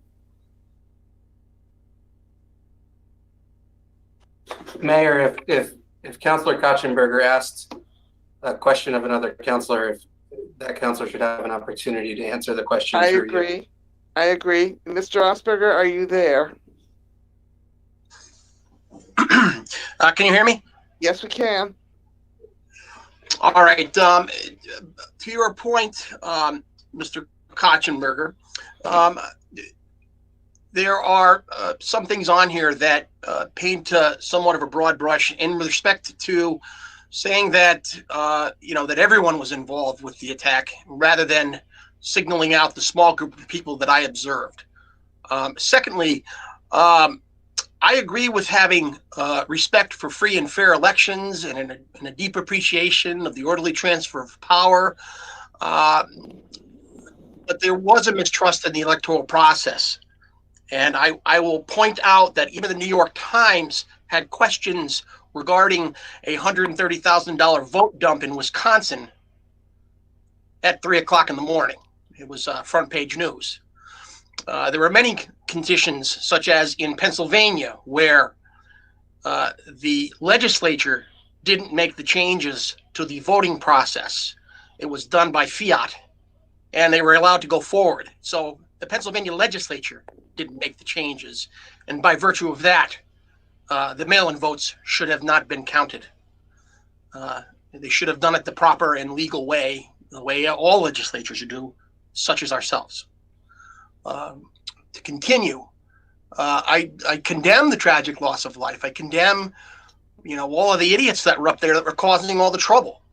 But by the same token, when we have a question about how our process was done, we have the option in our world to address or readdress our grievances, and that is in the form of protest, and we've seen them all summer. And to Mr. Freudman's comments about the actual damage and burning down of buildings and cars and property damage that we saw all summer long, without not a single word from anyone, or any of these mayors or governors condemning the violence or trying to quell the violence.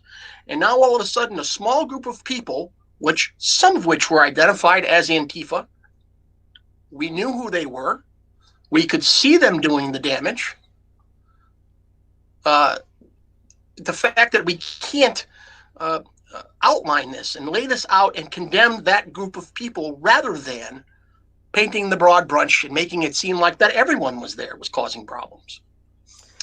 I think, Mr. Osberger, that this resolution is directed to the people who broke into the Capitol. We are talking about the direct attack on the building. We are not talking about the peaceful demonstrators. Everybody has a legal right to demonstrate. I am very pleased that you were in that crowd. And I would not oppose it in the very least. I would like to comment that, I was a lobbyist for a number of years, and the very first year I served. Point of order. Excuse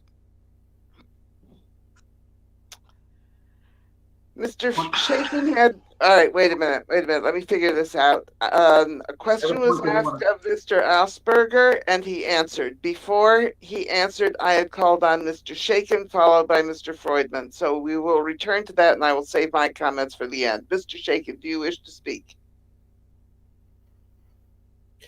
For the second time. I do.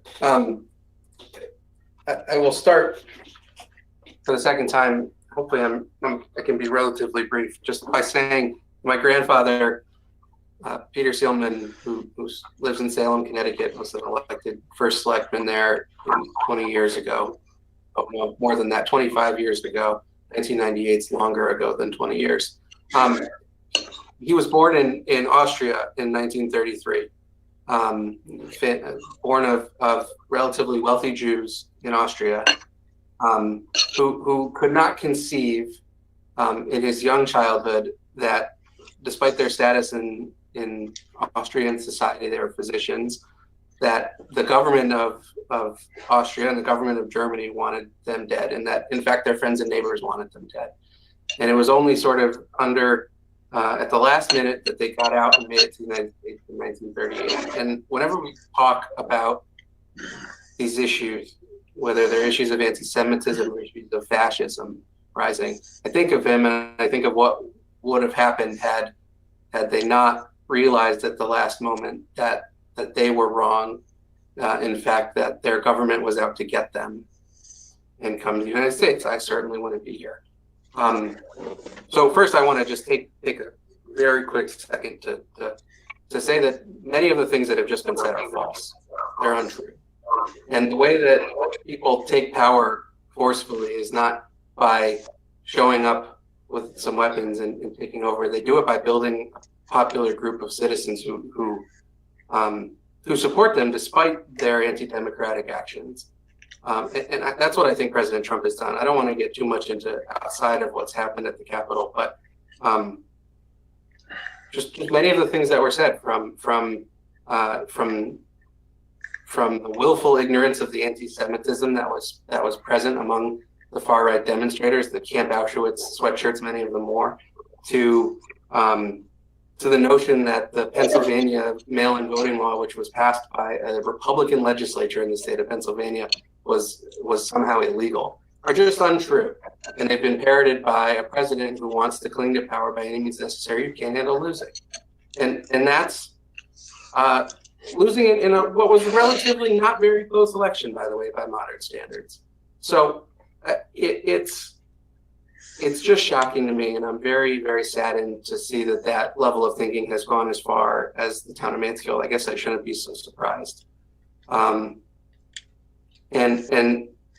when it's clear that level of a leader sort of making things up in a network of people supporting those lies has led to the popular movement that has enough force to come relatively close to causing a really significant constitutional tragedy in the United States. That's when I think of my family who fled Nazi Germany in the 1930s and how close they came to being caught up in a movement that had that was going after them. So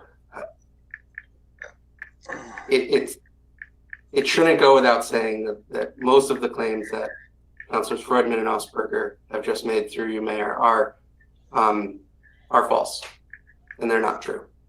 Thank you. Mr. Freudman. Yes. First, For the second time. yes, thank you. Yes, I would add to what Mr. Shaken said. My family also, escaped anti-Semitism in Europe. My mother's family in Eastern Europe, my father from Western Europe.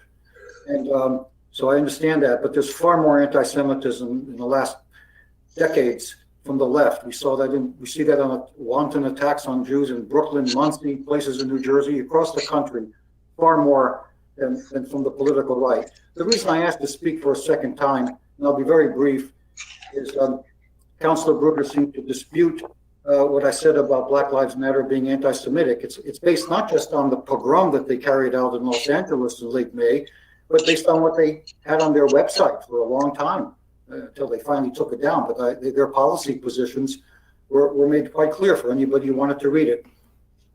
So that's my comment. Mr. Bruder, for the second time. Thank you, Mayor. I think,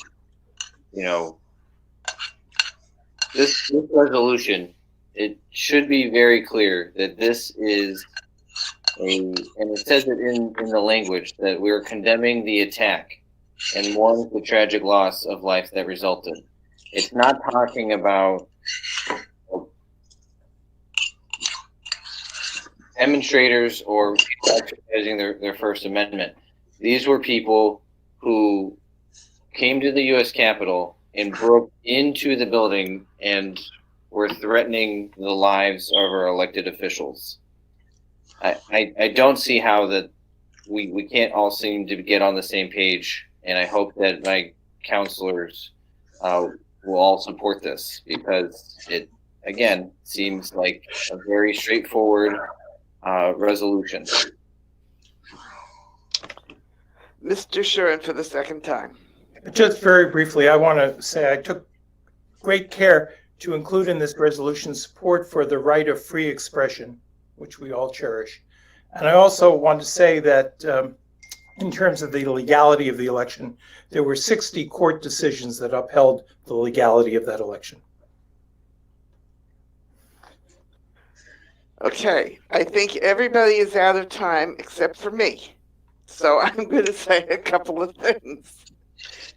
When I was a lobbyist the very first year, there was a change in political power, and I sat in the gallery of the Senate and of the House, and I watched colleagues hand over the gavel from one political party to another. The loss was extraordinarily painful, and people wept, but their colleagueship and their respect for the process prevailed.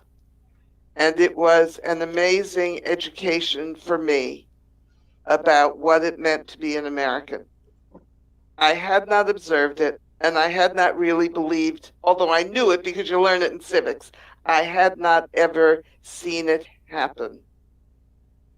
In this election year, that process is failing, and that is a very, very substantial loss. It is the willingness to acknowledge when you have lost the public support, and therefore you hand over the reins of power. That is the essence of American democracy.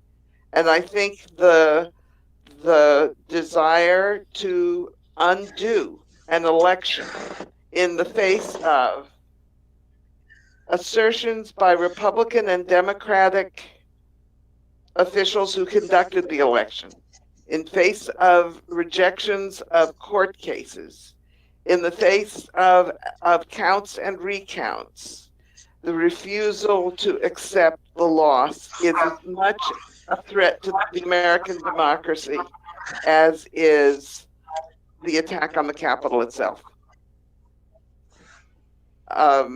So it is this transfer of power that is what really is so important to defend, and why I think this resolution is a good one. So I think everybody is now out of speaking time, and so it's time to call the vote. Ms. Chain, would you call the roll, please? Yes. Alsberger. No. Berthelot. Yes. Bruder. Yes. Friedman. No. Katchenberger. Yes. Moran. Yes. Shuren. Yes. Shaken. Yes. Thank you. All right. I am really sorry that this wasn't a unanimous vote. The next item on our agenda is the second edition, and I'm going to ask Mr. Aylesworth to present this bit of, and perhaps Ms. Painter, the two of you together. Yes, now that we've confirmed that Linda is in the meeting, if she's still with us, I'll actually hand it over to her to explain what's going on here. Hi, everyone. So, hello. Hello. So with the original resolution that you passed on August 10th, authorized John as the interim town manager to apply for the COVID-19 grant and to also act as the town's official representative. In our meeting this morning with the Department of Housing, they had originally indicated a few weeks ago that we could use the corporate resolution authorizing Ryan to execute all agreements on behalf of the town. However, this morning they requested that we actually do a new resolution from the council that specifically names Ryan as the authorized representative for this grant. So that is what we are asking you to approve tonight. All right. There is a motion in the supplemental packet. Mr. Shaken. Thank you. I'd like to make the motion move effective today to adopt the attached resolution authorizing Ryan Ellsworth, town manager, to execute all documents and agreements associated with the Small Cities Community Development Block Grant for COVID-19 assistance and to serve as the town's authorized representative. Is there a second? Second, Mr. Bruder. Mr. Shaken? Thank you. As Linda just said, we already did this. We passed a resolution authorizing the town manager in those terms to be this representative.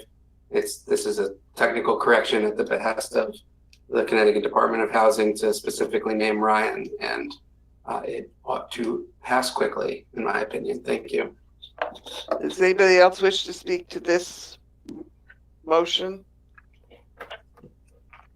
All right. Is there anybody who is going to abstain from this vote?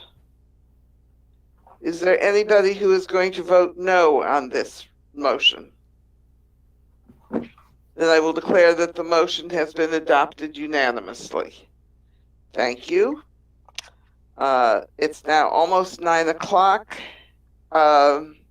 Osberger voted yes on, Mr. Osberger, was this on the last motion or on the resolution? On our present motion. On the present motion. Okay, so it is unanimous. Thank you. Yes, All ma'am. right. The next item on the agenda is the budget review calendar. Mr. Aylesworth? Yes. I'd like to turn it over to our finance director, Charmaine, who will walk us through the budget review calendar so that the council can see what we have proposed, excuse me, for the month of April.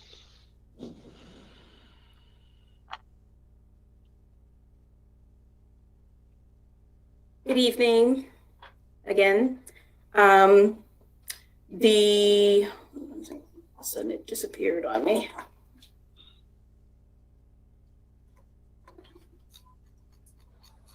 Sorry about that. The proposed schedule is consistent with the previous year's schedule, with the exception that we are looking to have these meetings, as we've been having regular council meetings, virtually until there's no expectation that we'll be able to do these meetings in person.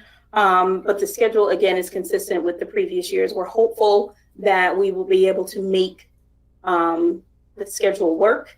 The schedule has been reviewed and by the town manager's office, and to see and ensure that we're not doing any major conflicts with any other critical meetings. And this is what we are looking to work towards as far as preparing the budget for fiscal year 21-22. Ms. Berthwatt.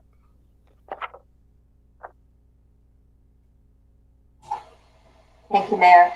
Just a quick question regarding the May 11th annual town meeting. It appears to be scheduled to be a live event. I don't imagine that that will be the case. I'm curious why we're bothering to post it as such.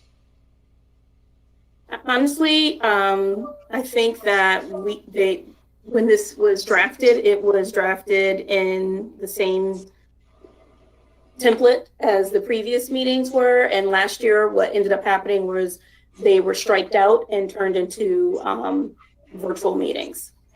So if it's the pleasure of the board to have all of these immediately slated as virtual meetings, we can do that.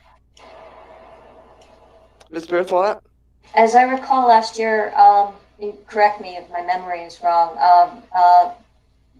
we didn't actually have a town meeting. We voted, and that was it. That was the end of the process.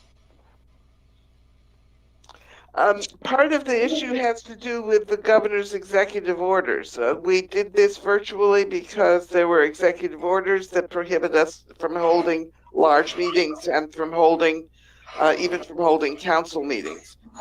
So it's unclear what the governor's executive orders will be in May. May I make a suggestion that we preface this schedule with the statement that we expect, Terry, I think it's your, could you mute yourself? Because I think it's something on your side that's causing a lot of noise. Thank you. That we preface this with a statement that these meetings will be held consistent with executive orders regarding public meetings and the pandemic, so that way we kind of cover our bases. I would just offer that I agree. I think, Terry's point's well taken, that certainly as we sit here, in the middle of January and May being, for some 4 months away, it's hard to envision the situation being really any different. And I think your conclusion about what the outcome is going to be is probably quite accurate. But I had a brief conversation with Kevin, the town attorney, on this. I believe we have to await more definitive guidance and perhaps a new executive order from the governor to make that final. So basically, on paper at this point, we're required to have a town meeting. We post it this way, and then we deviate, as the situation takes shape. Well, all of the meetings are scheduled to the council chambers according to this schedule. So, I would like to see at the front of this agenda of this budget schedule a statement that says, in accordance with the governor's executive orders, meetings will be held virtually until such orders change. Or, Mr. Shaken. Thank you, Mayor. So the governor's executive orders expire, I think, in March, as does technically the civil preparedness and public health emergency under whose authority the governor is acting. And so we're setting a budget review calendar that begins in April. And so until the governor extends the civil preparedness and public health emergency, and theoretically, hypothetically, probably extends his executive orders permitting municipalities to A, meet virtually, and B, to not hold town meetings to adopt their budget. I think we have to plan for what is in being enforced right now, which is the expiration of executive orders. So I would propose that we adopt this budget schedule And then we revisit it if and in all likelihood when the governor extends the flexibility he's given municipalities sometime in February or March to change the location of the meetings on the publicly available schedule, and to provided that he again gives cancels town meetings, which is what he did last year, that we adjust this to reflect it. But I think we're also required to adopt this schedule sort of now, and so we do it and then revise it when we're given the ability to. Mr. Freudman? You're muted, Mr. Freudman. Mr. Osberger has asked to make the motion, and so when I call on him, he will make the motion. Mr. Freudman? I completely agree with what Mr. Shaken said, and I think it's proper that until we get new guidance from, extending the governor's authority to do what's going on now, I think that the budget schedule is in here is proper, because I think the town charter requires that we call the meeting. The town meeting. So we really should have it in until we, take it away because of an executive order that may come. So I think all of these suggestions are good, and that's all I had to say. Okay, Mr. Osberger. Yes, ma'am. I move to adopt the proposed budget review calendar for fiscal year 2021/2022 as presented by staff. Is there a second? Ms. Berthelot seconds. All right. Any questions? All right. Is there anybody who wishes to abstain? Is there anybody who wishes to object? All right, I declare Mr. Osberger has voted in the affirmative. I declare that this has been adopted unanimously. Thank you. All right, the next item on our agenda is salary budget transfer. This came out of finance. So, Mr. Katzenberger, I believe you have a motion which does not require a second. Thank you, Mayor. Yes, we had our finance committee meeting before, started at 6 o'clock tonight before the town council meeting.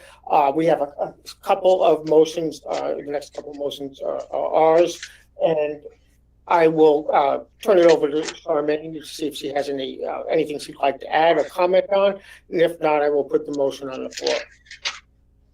Generally speaking, the shifts and changes to the salary budget is primarily based off of COLA, as that was placed in your contingency lines, part of the budget process. And as those respective, now that we're in mid-year, we need to move those monies to the respective department budgets to accommodate the salaries that have increased as a result of COLA, in addition to those step increases.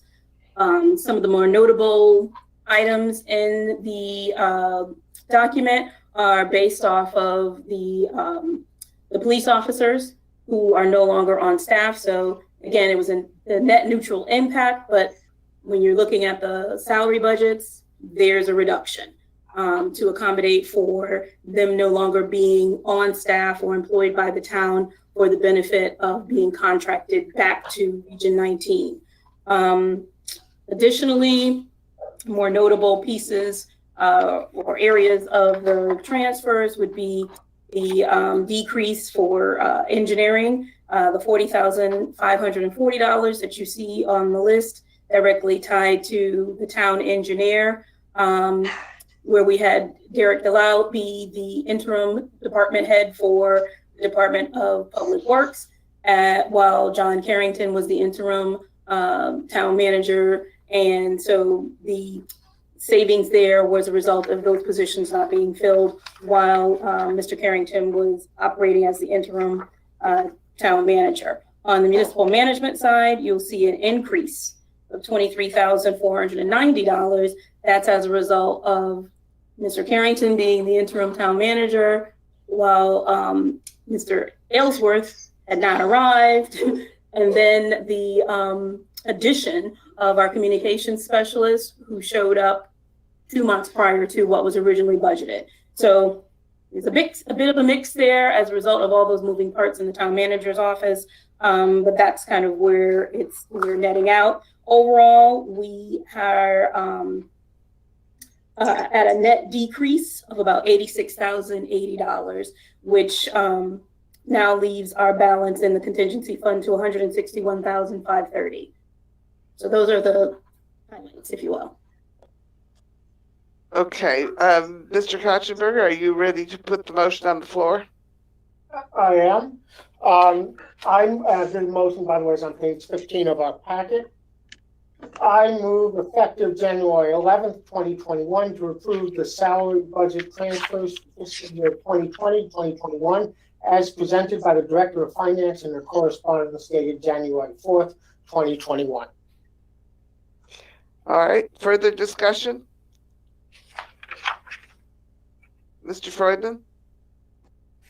Yes, I had a question before. Usually we get a chance to ask questions of staff before motion is put on the table right away. I just want to, this is more had to do with just semantics. When you use the phrase cost of living adjustments, is that the same as what in the contracts are called general wage increases? Because that's the nomenclature I'm used to in town parlance. I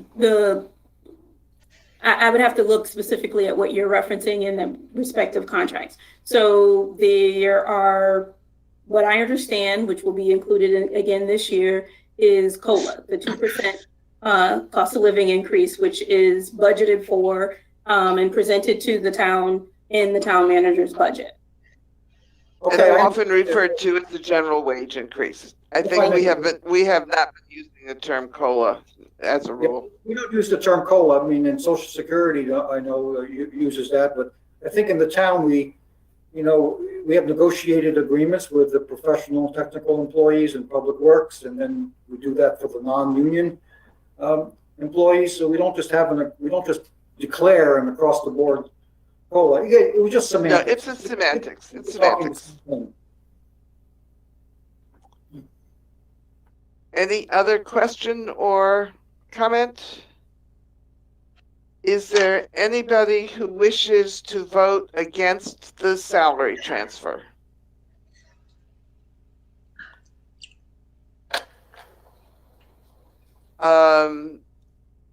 Is there anybody who wishes to abstain? Then I declare that we have a unanimous vote. Mr. Kotchenberger, I believe the next item is also yours. Correct. The second item, we also had tonight a presentation by, what used to be known as Blum Shapiro, now CLA, related to the comprehensive annual financial report that they had completed.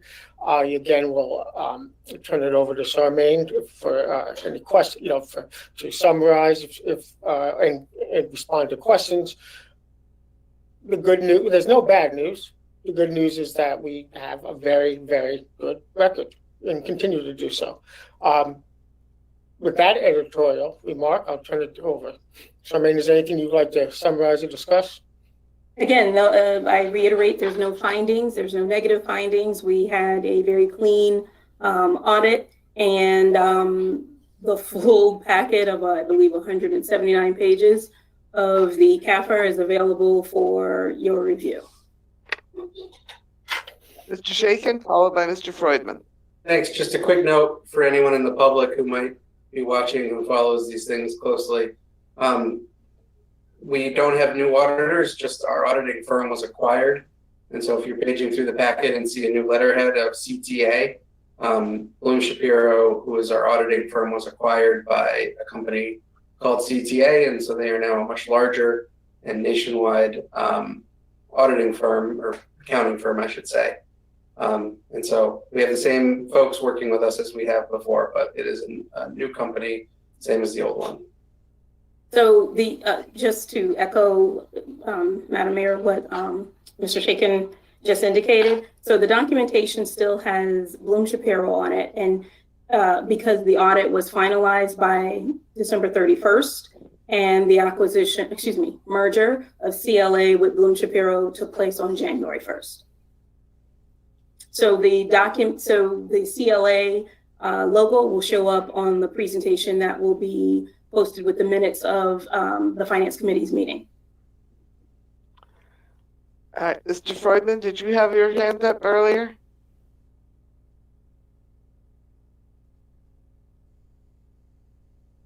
I apologize for the delay. A little trouble finding my clicker here. This is a statutory requirement. When a motion is put on the table, I'll support it. But I still have a couple of comments. Are they comments or questions, Mr. Freudman? Well, questions are appropriate now. Comments are appropriate after the motion has been made. Okay, I'll hold off on that. Thank you. All right, Mr. Kotchenberger, I believe it's time for the Finance Committee's recommendation. Yes, this is on page 21 of the packet. I move effective January 11th, 2021 to accept the comprehensive annual financial report and the state and federal single audit reports for the year ended June 30th, 2020 as endorsed by the Finance Committee. All right. Who would like to comment on do you want to speak to your motion first? I think we've already discussed, the basics in terms of the good news, and then outlining some of the specifics. So I am fine unless there are questions. Mr. Freudman. Yes, thank you. And these aren't questions. I think, as the mayor indicated, this is the time maybe to make a few comments. I think the CAFRE is fine. It's a very professional company. We've had the same auditor for many years, knows the town, knows how to read our books, and to make sure we're in compliance with the generally accepted accounting principles. That's fine. I'd just like to point a few things out just for general interest. On page 45 on the sixth bullet down, so it's a little bit past the middle of the page, I just noticed that there was a decrease of $4.4 million in our fund balance.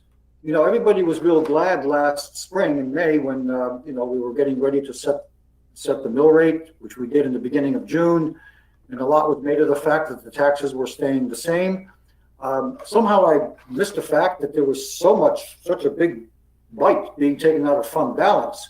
If that's how we came up with a almost level mill rate, that concerns me. I know the former counselor, the late Bill Ryan, I know he urged for a decade, that we increase the fund balance, and that was diligently done year by year. But here I see it's in one fell swoop, a big amount has been taken out. That's not a good way to say, that we kept taxes stable. So that caught my eye. Mr. Freudman, would you tell us what page you're on? Oh, again? I'm sorry if I neglected to say that. It's page 45, Mayor. Sorry. I thought Thank you. 6th bullet point down.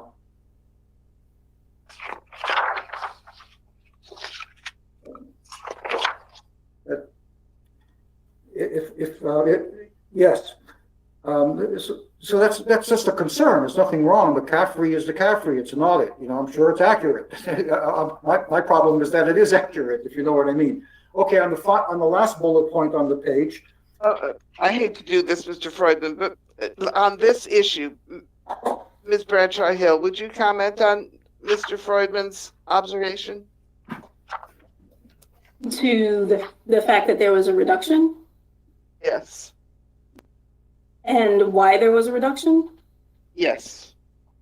So absent personal witness, I don't believe that the 4.4 is directly tied to the reduction of the mill rate. There are, if you look deeper into the comprehensive annual financial report, you will see that there are ebbs and flows in the fund balance as it relates to our capital projects, the projects that are in play, and it's a timing issue. The projects that are in play, the debt service that we get our bonds, and when we spend against them. So the money sits when we get the funding, whether it's governmental revenues or bonds, that money goes into our STIF account. And at some point throughout these projects, we pay against it. And so the balance comes and goes. So based against our actual approved projects that you all have reviewed and approved, the balance will fluctuate. When you look at the areas in the CAFR that speak to our fund balance year over year, you will see that there was not a $4.4 million hit to the fund balance.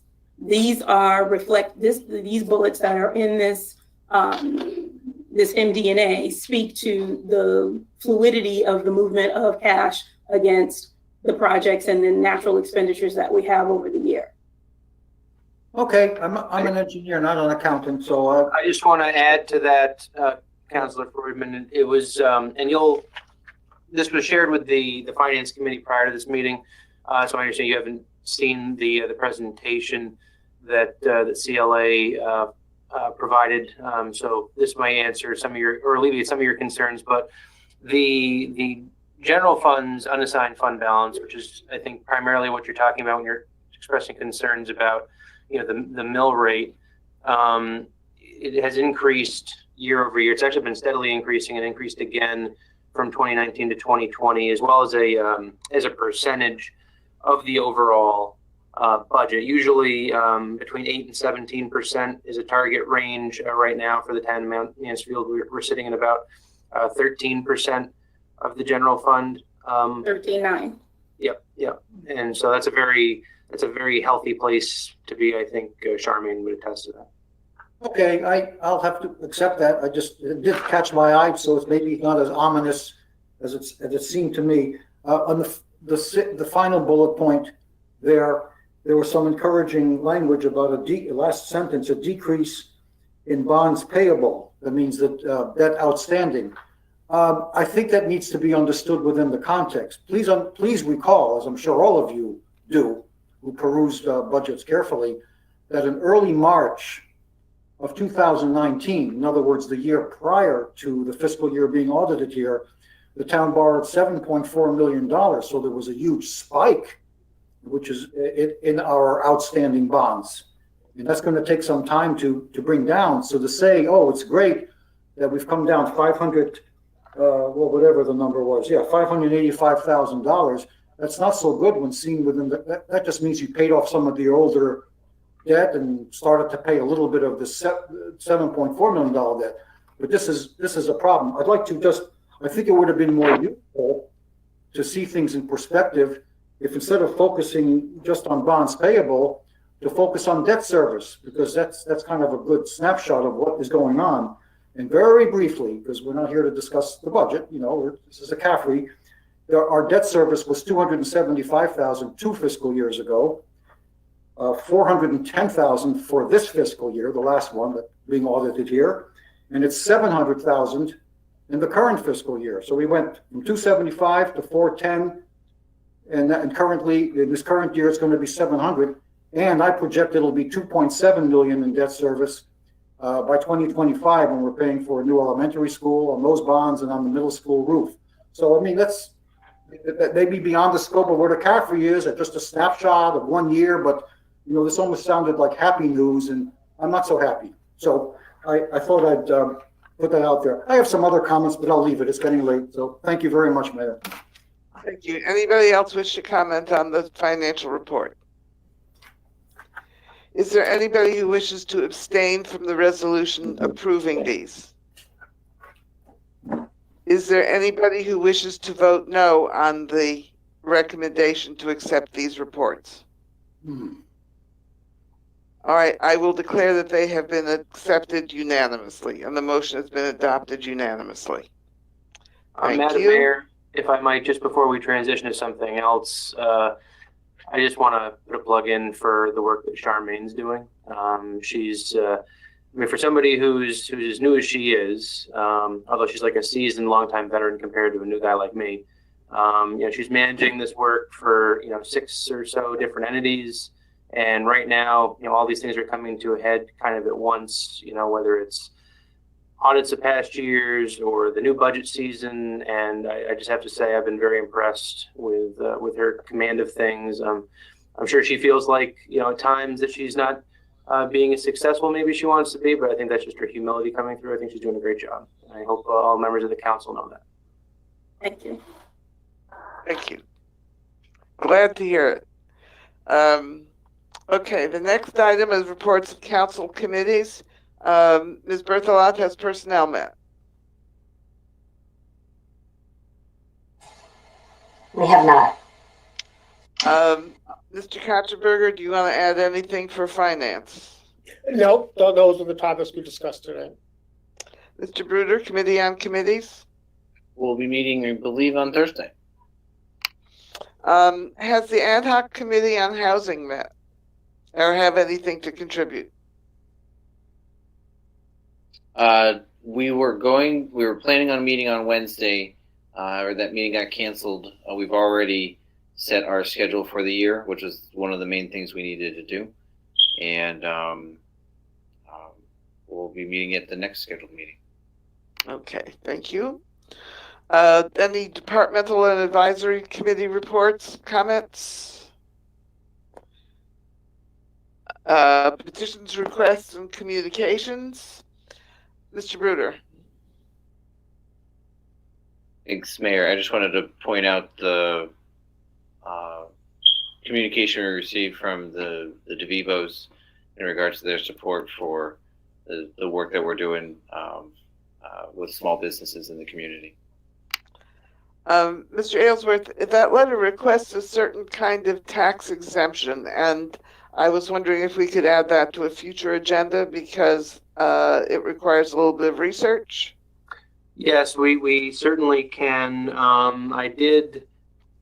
want to do a little more research. I was going to let the council know that I did get some feedback from Attorney Deneen. I asked about setting aside, the question of whether or not the council might want to act on such a proposal, the legality of it. And I need to talk with Attorney Deneen a bit more, but my takeaway from that, his initial feedback was that the general statutes have very specific exemptions when it comes to business-related personal property that can be subject to an exemption, and the sort of blanket waiver exemption, whatever you want to call it, that Mr. DeVivo is proposing, it doesn't look like the council could act on, even if the council was so inclined. State law wouldn't allow it.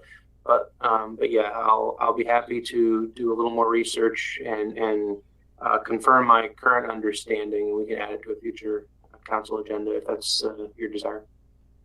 I'm sure that every member of this council is concerned with supporting local small businesses and anything we can do to help. Mr. Shakin.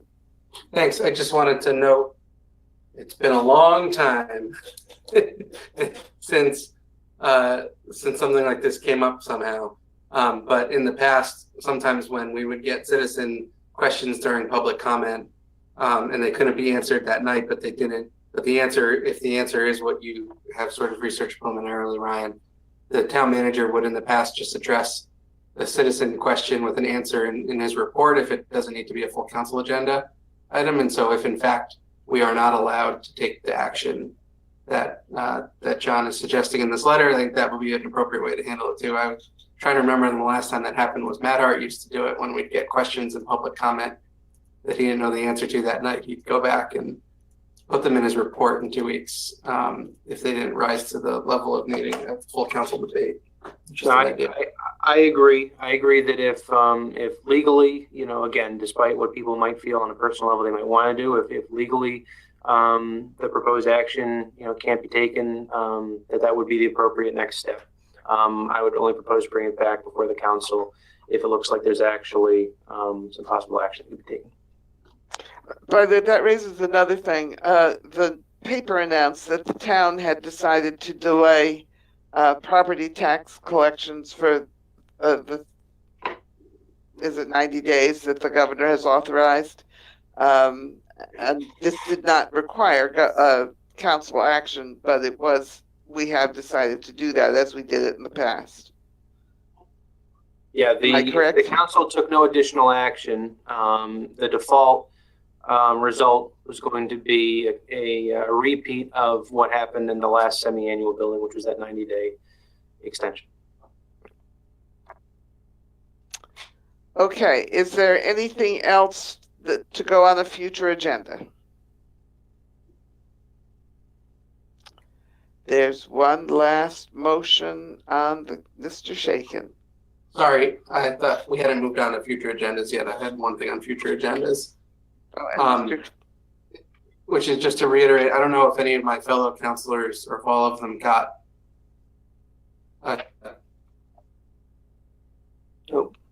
Oh, you just disappeared. You just stopped. We couldn't hear you. Go ahead. Let's try it again. communication from a constituent. Can you folks still hear me? Everyone's frozen. You're not muted, but you're cutting in and out.